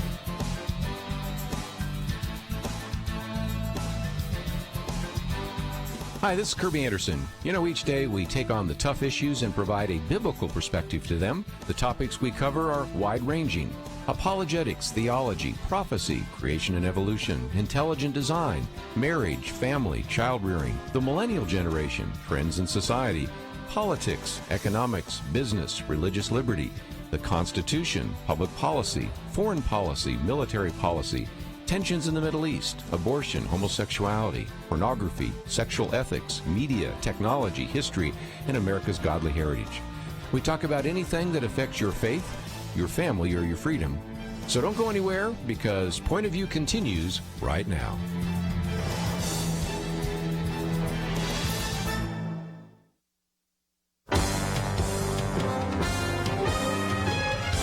Across America, live. This is Point of View.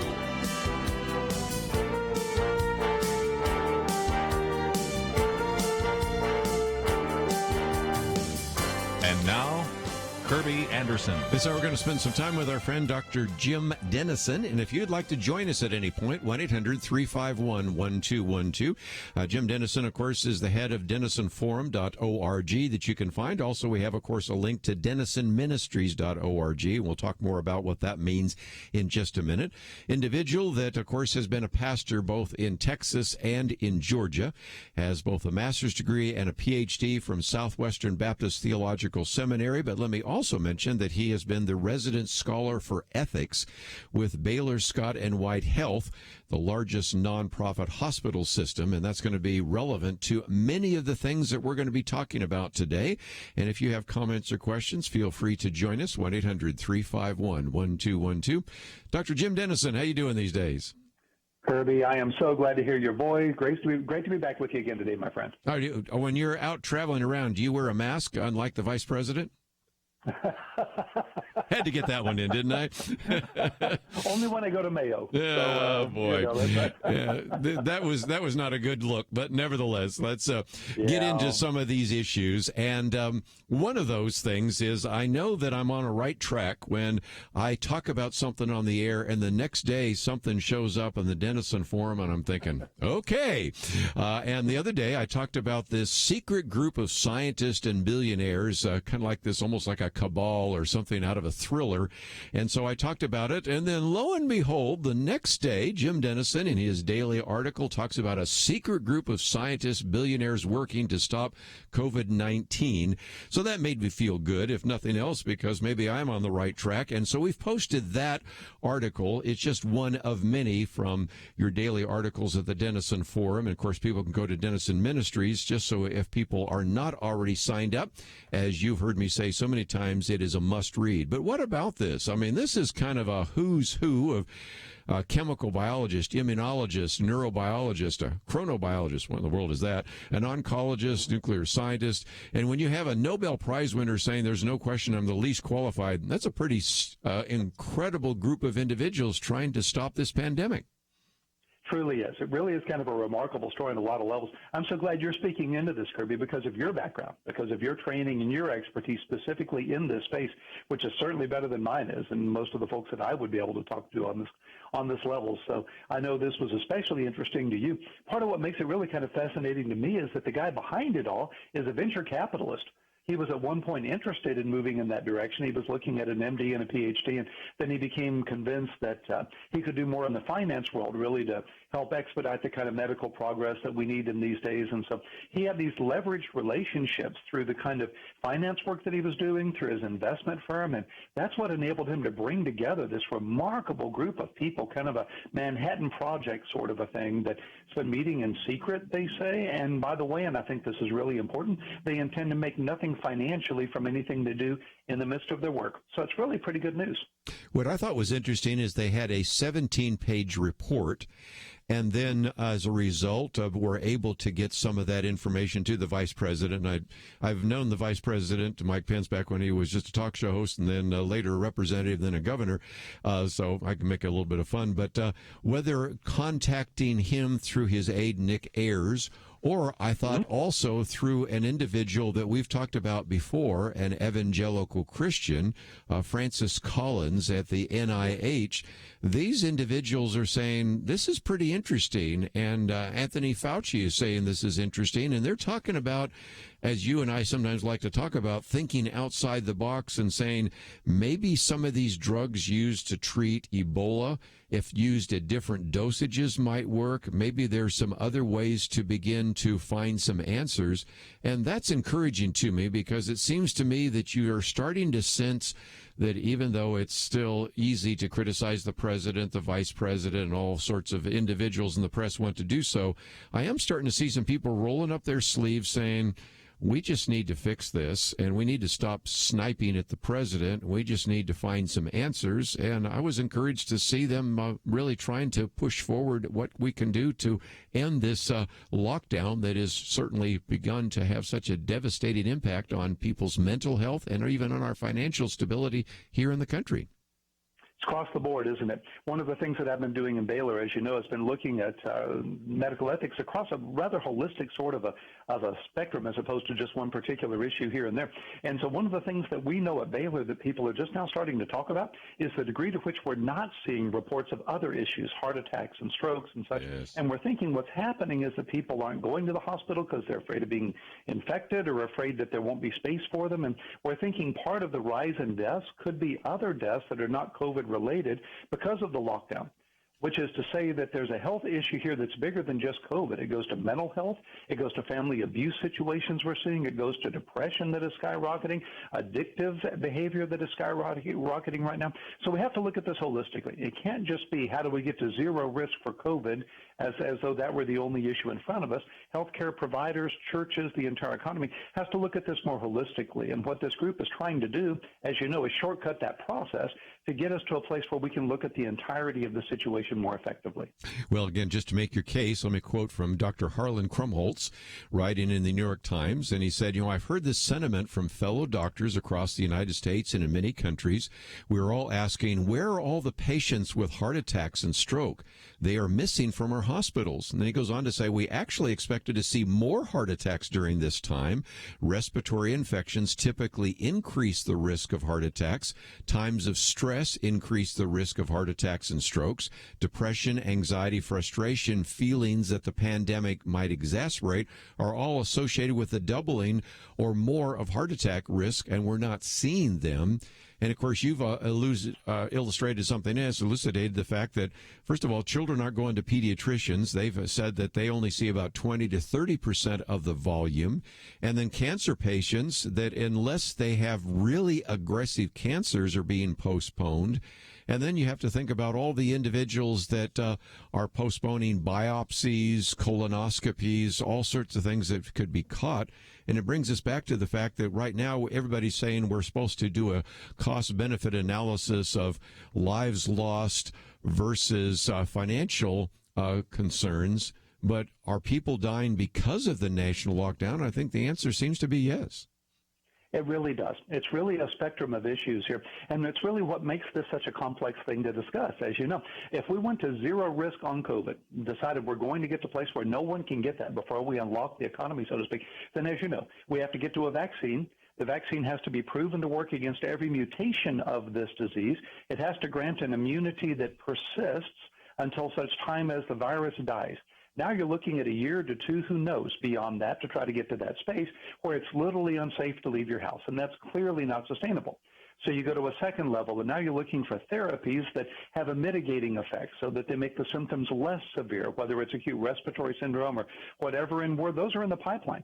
That's part of what's such good news about what this group is putting together, is they're retasking existing technologies, existing drugs that have already been approved, so you're not starting from scratch with the FDA and having to go through all of that process. Things that are already out there, like Remdesivir, that could very well perhaps have a secondary application that could be helpful.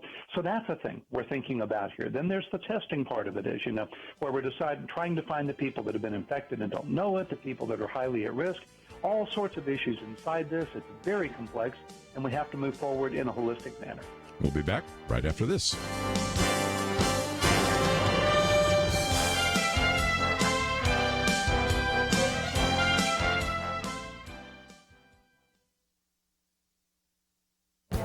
This is Viewpoints with Kerby Anderson. You know, the latest polls show that a majority of voters, 58%, favor reforming our election laws so that everyone in America can vote by mail. An additional percent, about 9%, back a one-time exemption this year because of the pandemic. Having the entire nation vote by mail is not a good idea, but it will take some convincing to sway the current push for nationwide voting by mail. In fact, there are 5 states, Colorado, Hawaii, Oregon, Washington, and Utah, that already conduct elections entirely by mail. Why is voting by mail dangerous? Well, first, the voter rolls are notoriously in bad shape. One study concluded that there are more voter registrations in 378 U.S. counties than there are citizens of voting age in that county. And some voters have moved away, others are registered more than once, and voters who have died are still on the rolls. Mailing out ballots to the entire nation means that hundreds of thousands or more are arriving at homes for people who no longer live there or who are registered at more than one location. There is great potential for voter fraud. Second, universal voting by mail raises significant security questions. These ballots are the only kind that are marked without any supervision from election officials. People can engage in election fraud. Voters might even be intimidated into voting a certain way.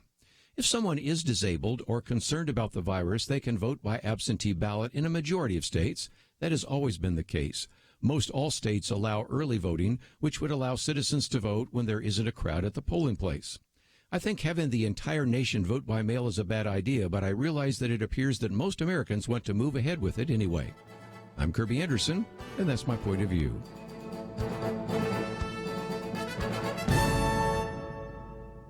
Take Kerby and the Point of View team with you on the go with the Point of View app. Search for Point of View Radio at the Apple or Google Play stores.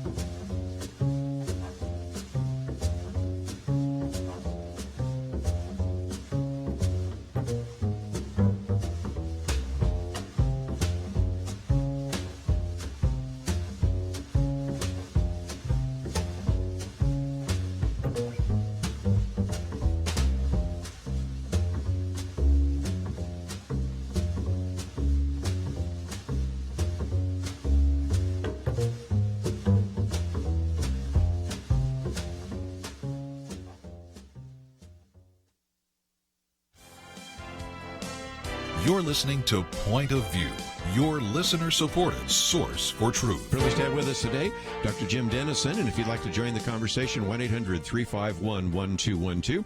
And Jim, let's, if we can, give some good news, and if nothing else, everybody around the table loves this, because I'm going to now have to admit that I was wrong, and that has to do with some material that's come out of South Korea, because just even the other day, the World Health Organization said there's really no evidence that recovering from COVID-19 gives people immunity, and the examples that I've used occasionally are that you can go to various Asian countries where it looks like individuals have been reinfected or what are called reactivations. Well, as recently as yesterday, some of the news coming out of South Korea says, you know, when we looked at this, we thought people were getting the virus again. But apparently, at least in South Korea, some of the tests are actually so sensitive that they pick up maybe even small parts of the RNA from the cell. And so it looks like that they have been reinfected. Well, if indeed I'm wrong and we do get immunity, and if this virus is like other viruses, that once you get the virus, you develop antibodies that fight it off, that's kind of good news, because that means then if we can go out and test individuals, many of whom were asymptomatic and didn't even know they had the virus in the first place, that means that they are at less risk, first of all, getting the virus, and of less risk, actually, of course, no risk of passing it on to others. So if nothing else, I'll admit that I was wrong if indeed that study that is now coming out of South Korea is correct. Well, you weren't any more wrong than all the health professionals, starting with the WHO. that has been saying all along that there's no evidence of acquired immunity to this, no evidence that the antibodies would keep you from getting reinfected, and they've been citing all these studies that are talking about reinfections in South Korea and whatever. And so it's brand new news, and it's good news for all of us that, in fact, they were detecting dead virus, as they're calling it, or strands of RNA, that sort of thing, which could be an acquired immunity, at least until the virus mutates in some way. For how long you're immune, we don't know. That's part of what is really hard to tease out in this. On the one side, you get a polio vaccine, and you're vaccinated for life. On the other hand, you get a flu shot every year, because flu, which is actually 4 different strains that you're being vaccinated for, can mutate so much from even the time when the flu shot was developed to when you actually take it. And so really the idea of what kind of immunity and how long we have that immunity is kind of a challenge. But 30% of the people that get the seasonal flu never have symptoms either. The idea of an asymptomatic coronavirus infection is fairly common, as I understand it, out there. It's just especially important here because you can be asymptomatic and yet be infectious. You can have it and not know it, may never know it because your body fought it out without ever having the symptoms you're aware of, and yet you were infectious at the same time. That's why this test you're talking about is so important, because we find people that, number one, aren't going to get it again, we hope. Therefore, they could be on the front lines in the hospitals. They could be on the front lines in caregiving across the economy. They could reopen their businesses, that sort of thing. But number two, they're certainly not people we have to fear in terms of transmitting it to somebody else. It could be a tremendous breakthrough if this does turn out to be the case. So very good. And as you mentioned, there are different strains. One analysis says maybe there are 8 different strains, and there was a fear for a while, as you well know, that maybe there was a more virulent strain in New York City and New Jersey compared to the West Coast, but maybe not. But we're just in the process of learning every single day. But I just thought, if nothing else, I would pass on that good news. And you mentioned something in passing, remdesivir, because that's something we've talked about in this program once or twice before, but now it does seem to me that Dr. Anthony Fauci and others believe that that might be a possible treatment. And so tell us what we've learned there. Yeah, what we're talking about is mitigating symptoms here. It wouldn't keep you from getting it. It's not in any way prophylactic. It's not in any way a vaccine. But if you do have this and it progresses from that stage 1, which is in the nasal cavity, to stage 2 as it's moving to the lung, and now stage 3 where it's infecting the lung in a way that causes antibody reactions and the severe things that we're talking about, remdesivir seems to lower mortality rates, and it seems to lower the hospital stay for those kind of patients by as much as 31%. And so we don't know yet enough to know for sure if this is going to work the way it does. But so far, the placebo-based trials seem to be effective. And Dr. Fauci is thinking this is, for now, the drug of choice. Now, there's several other things that are in the pipeline. There's something out of Israel, actually, that would be specifically able to counteract the acute respiratory syndrome that causes 50% of the deaths with COVID, at least hospital-related deaths. That's in early stages as well. And part of what's so good about all this, as we said before, these things have already been tested. We don't have to start from scratch with FDA approvals. That's why, as you know, vaccines take so long, is so much of it has to be tested in ways that just take months in bodies to make certain we're not causing more harm, that sort of thing. These are repurposed existing drugs, and that's really kind of the silver bullet we're looking for in this fight. Well, again, we're talking with Dr. Jim Denison, and a little bit later we're going to get into his very important white paper, Life After the Pandemic, What May Happen and How to Prepare Biblically. But we'll also take some phone calls, 1-800-351-1212. But I thought one of the things that kind of sets us up to talk about that is you, on 2 different occasions, talked about how this pandemic, as bad as it is, has really benefited us in spiritual ways that maybe people did not see. The first I thought we might bring up gets back to that article we have posted, a teleconference that impressed me greatly.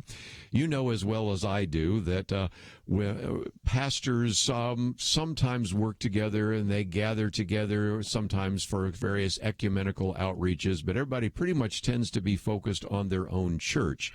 And yet here you were involved in a teleconference with Houston area religious leaders, and you said one of the things that impressed you was the concern that they had for smaller churches meeting in schools and all sorts of other ways in which the churches were concerned about their other churches. Sometimes there's almost an exclusive focus on what's happening in my church, and here I see people starting to show a little bit more of the body of Christ. What did you find?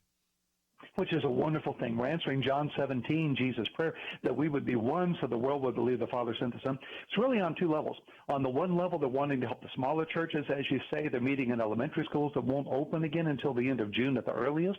So when it's possible to be in-person worshiping, where will they go? So the large churches are starting to volunteer their space to these smaller churches, which is a wonderful step forward for the kingdom. Then the other part, the part I didn't write about, but I thought was really interesting as well, they want to coordinate their response so that they're supportive of each other, even if they're different from each other. So that if some churches choose to move forward and others don't, that they're not critical of each other, that they're aware of what the other pastors and churches are choosing to do, because as you know, and people wouldn't know this unless they're inside church life, a lot of this has to do with your particular church. What kind of worship services you hold, how large is your campus, how can you spread people out, how can you social distance safely. Some churches could open sooner than others, and yet the larger culture might be condemning of churches doing this. And so they wanted to find a way to support each other, even if they don't do it in the same way. They want to do it in the same spirit. And I thought that was terrific. One other point I thought I'd make before we take a break is the greatest evangelistic moment that I've seen in our lifetime. And, of course, you're quoting from somebody that we've interviewed on this program before, Nick Hall, founder of Pulse Movement, just an incredible outreach. But whether you look at what Nick Hall and Pulse is doing, or you look at the number of individuals that say that they have had a chance to watch online, whether we've talked with Greg Laurie or Jack Graham or a variety of others, they're all saying, you know, there's no way we could fit even in our large facilities the number of people that have watched, in part because the president himself said, I'm going to watch some of these services. But is this not a possibility that these digital devices and this interconnectedness could really spawn a revival? What are your thoughts? That's the prayer, isn't it? I grew up, as you know, in a family that didn't go to church at all. And part of the reason I didn't want to go to church, my father had a horrible war experience, didn't go to church again, had all those questions and such, but it was just such an uncomfortable thought to try to find your way down to some church, find out when to get there, sit in the building, not know anybody, not understand the traditions, any of that. Well, if I could have attended a service anonymously through some kind of digital means, that would have been so attractive to me. And if someone had invited me, if they just sent me a link and said, hey, I think this could be interesting, watch it in your own privacy, watch it with no kind of accountability or strings, I could see that being an enormous way of reaching people we're not reaching now. The whole point behind this is, who can we reach now we couldn't reach before the pandemic? That's one of the ways God is redeeming this, is giving us a chance to reach people we weren't reaching with the good news of his love. Well, let's take a break, and when we come back, might encourage some of you to maybe download the white pages that are available, but if not, we will certainly work our way through what is our financial future, what is our cultural future, even as we've been talking about what is our spiritual future. And I think you're going to really benefit from the great resources and research that is done by Dr. Jim Denison. And if you go to the website right now, of course, we have a link to denisonforum.org. Of course, you can also go to denisonministries.org. And when we come back, we're going to talk about some of those resources that are available, not only through his daily article, but all through the different brands of Denison Ministries. So you might want to go and check that out right now on your computer and learn a little bit more. But if you go to Denison Forum, the very top banner there says, what might life look like after the pandemic? And you can actually download the white paper by Dr. Denison. He, of course, produces these all the time, but this one is especially insightful, and it kind of relates to some of the conversations we had just a while ago with the Texas Public Policy Foundation about the Workplace Recovery Act. How do we get back to work? What does it look like? We'll talk about that right after this. 2020. Is there anything important happening this year? Well, not unless you consider major disputes in various Christian denominations, international tensions over a flu epidemic, economic uncertainties, and a presidential election important. Question: where will you get real news, credible opinion, clear biblical thinking on the things that matter most?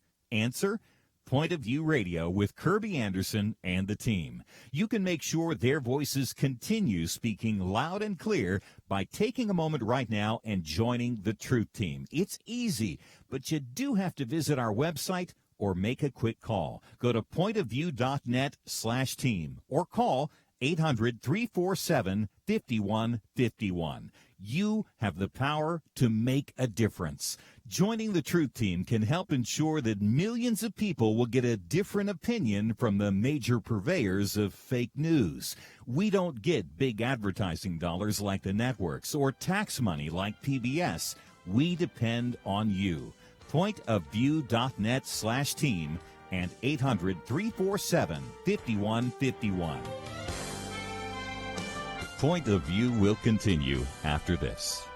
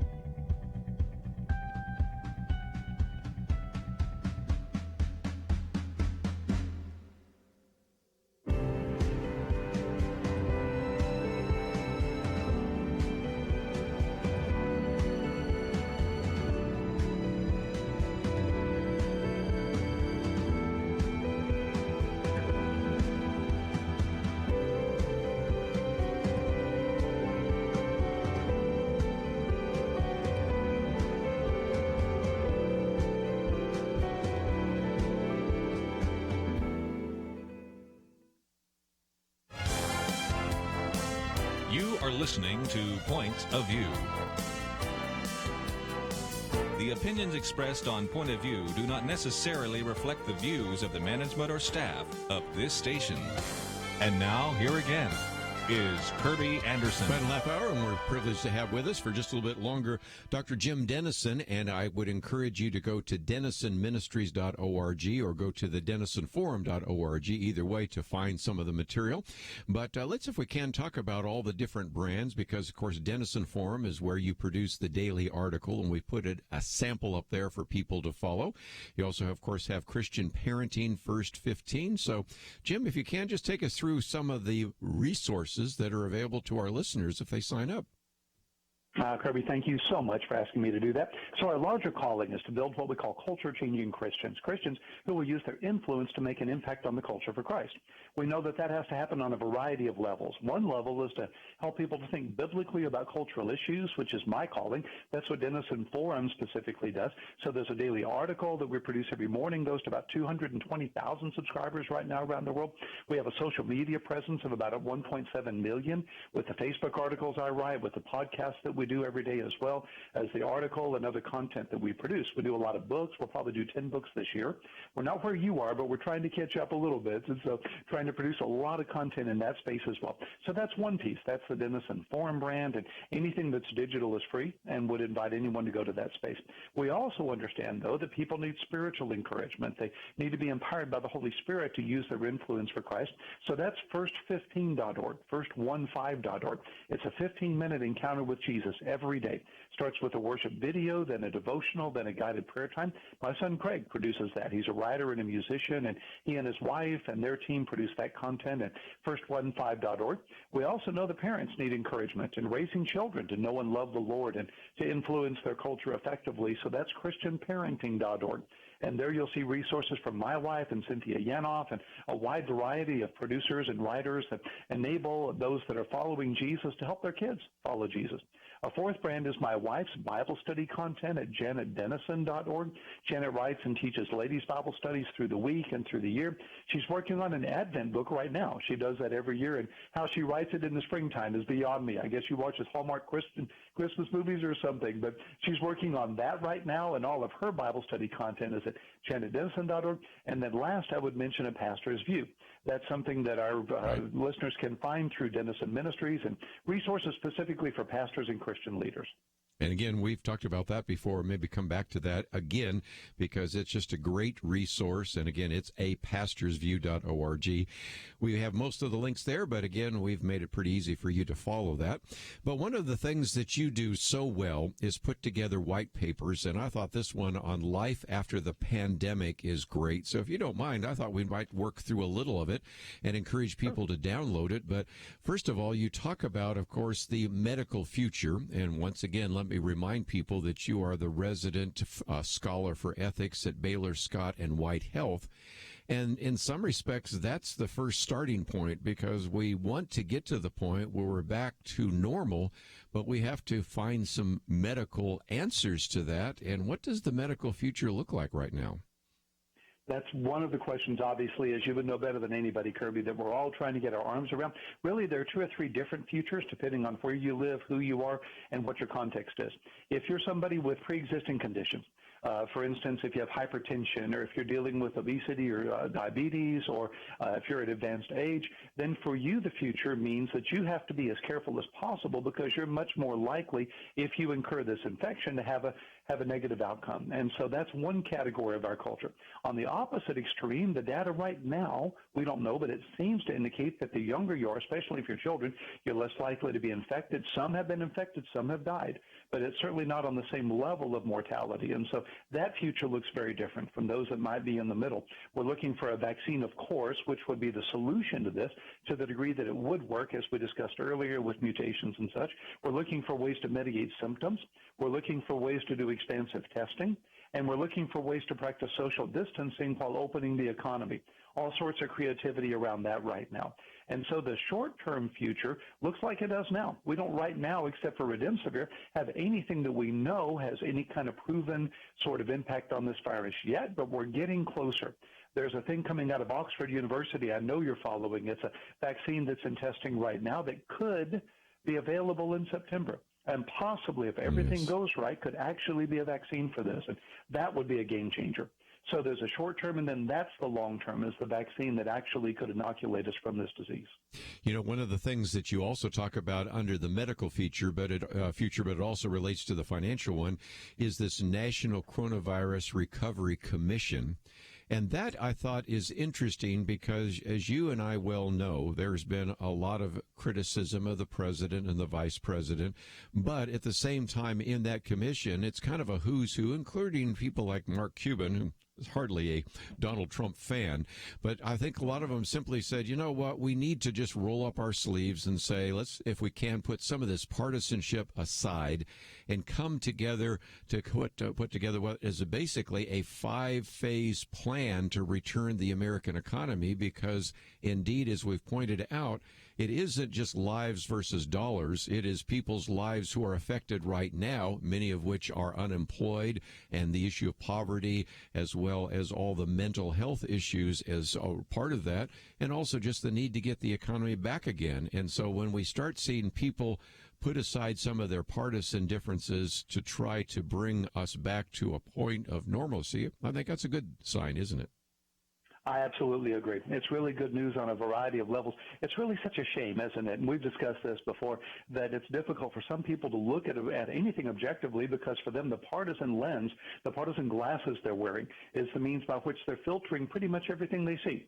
If they disagree with something, then they call it fake news on either side. If it's something the president does, it must be right or it must be wrong. If it comes out of the White House, it must be something we resist, or the opposite side of all that. And lives are at stake here. The future is at stake. The economy is at stake here, and not just economically from a financial perspective, but all the other dimensions of that.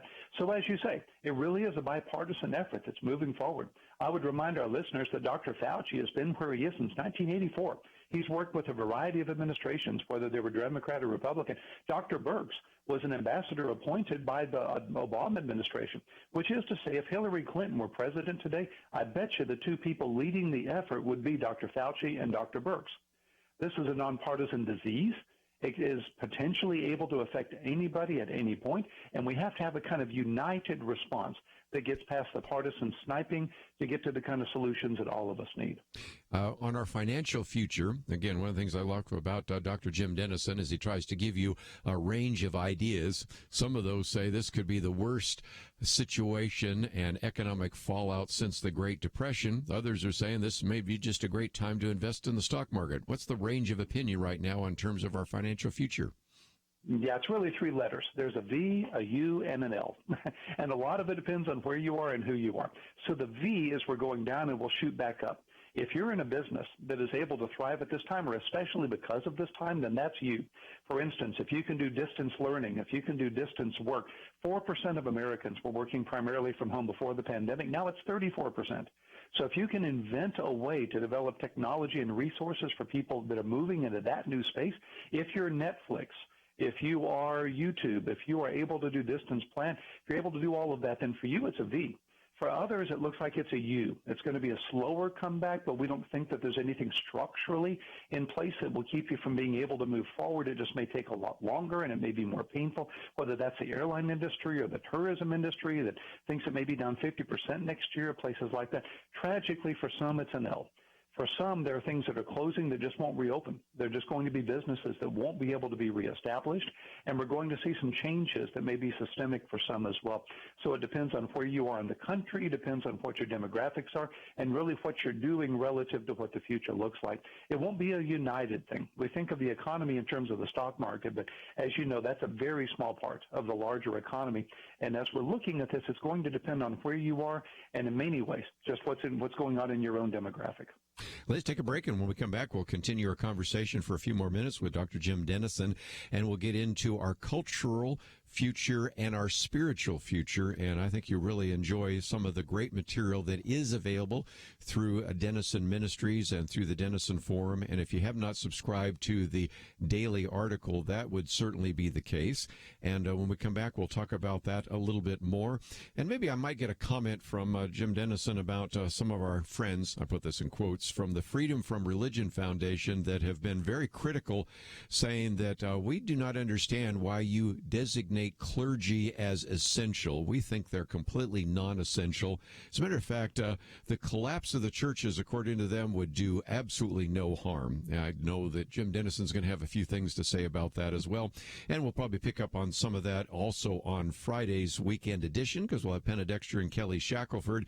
He's been following some of the things that have been said by the governor of the state of New York, that God didn't do it, and by the mayor, who's actually issued some pretty anti-Semitic comments. So we'll have a lot more to talk about tomorrow, but we will get back to a few of these issues. But we need to take one of those mandatory breaks, so we'll continue our conversation with Dr. Jim Denison right after these important messages.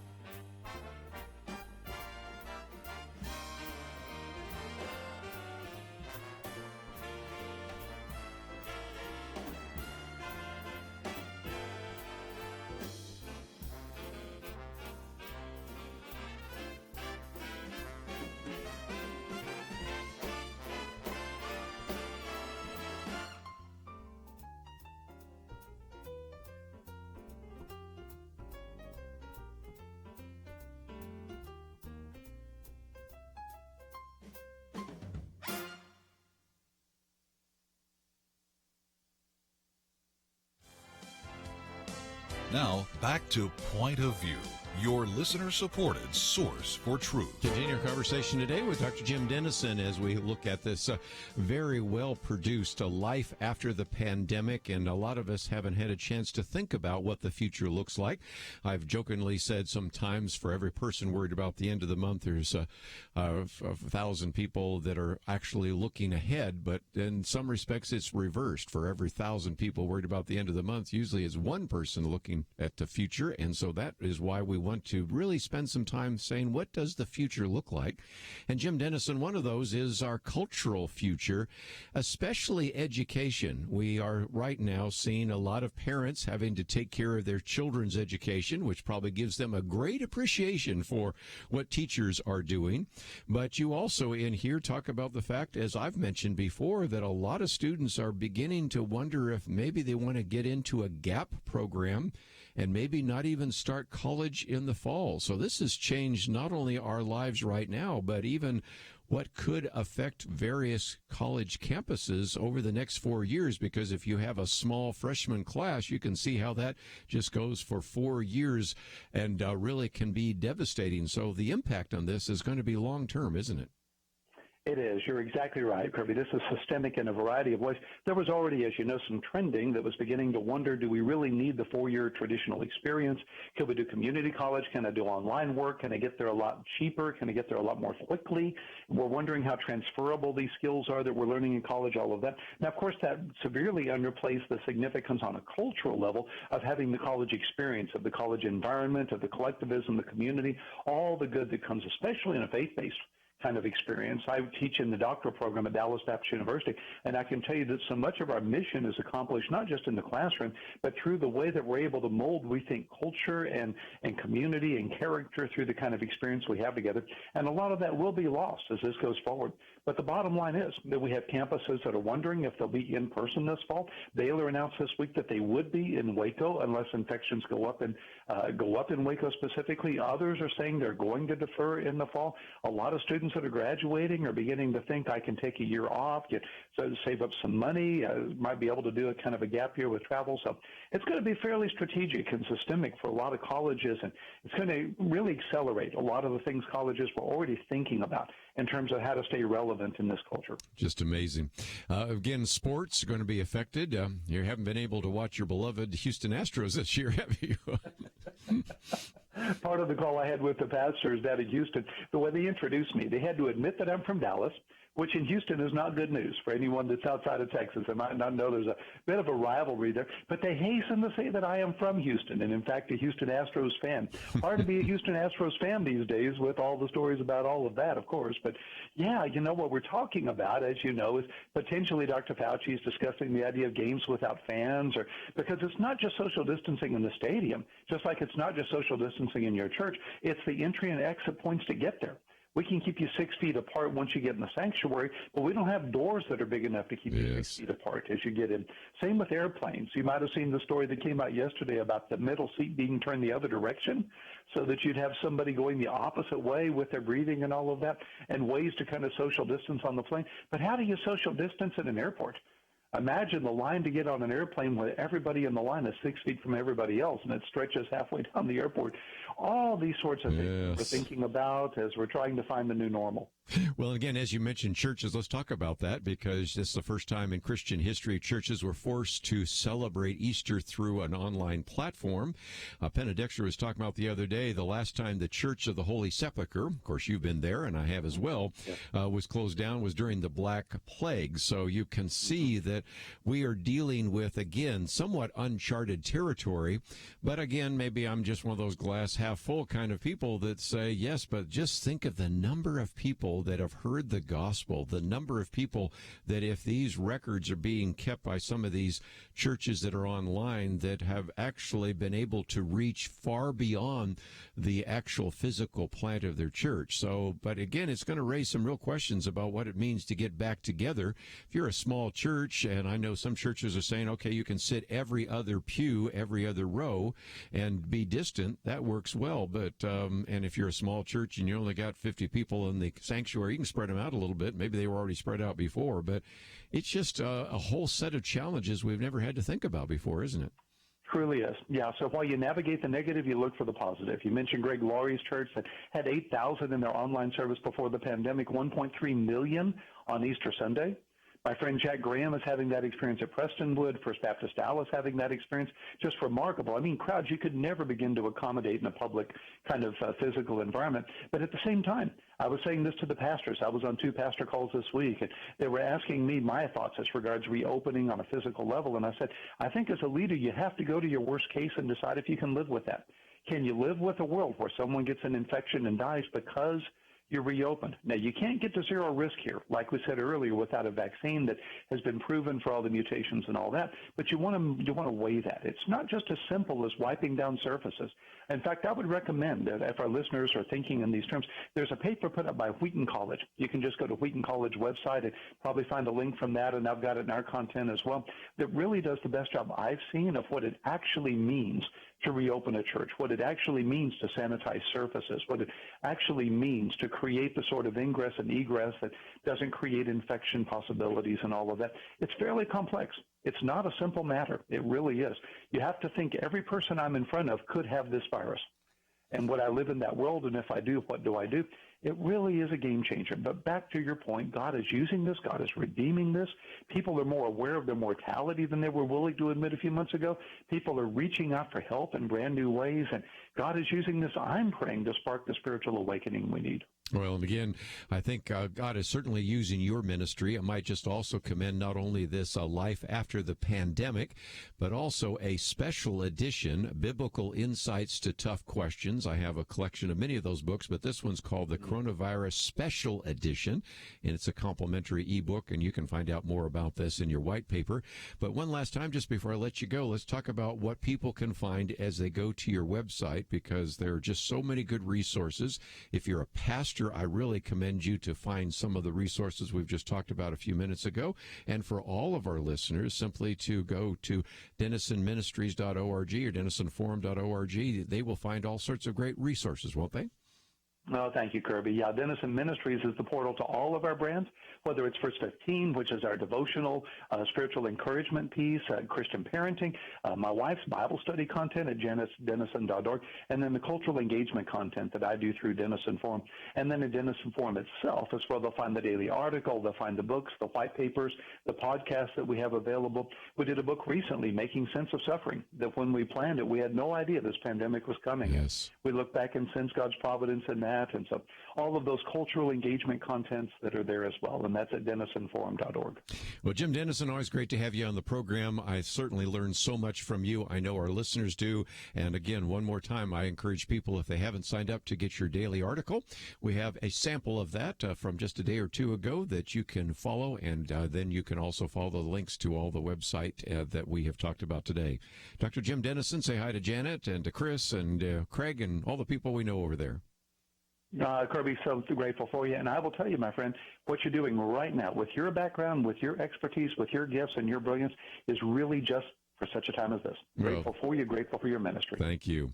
Jim Denison, one last time, if you found yourself saying, I need to read some of this material, but where do I find it? One-stop shopping, just simply go to pointofview.net. Of course, we have an action item for you to contact your governor and let him or her know what you think about these issues as well. So tomorrow, of course, is our weekend edition. Penna Dexter, Kelly Shackelford. Oh, we've got a lot to talk about. Kelly's been involved in a couple of these legal battles that you need to know about. Penna Dexter has a very good commentary we're going to be talking about, so all of that will be taking place tomorrow, and I hope you'll join us then. I want to thank Andrew for his help as the engineer and for Steve for his help as producing this program.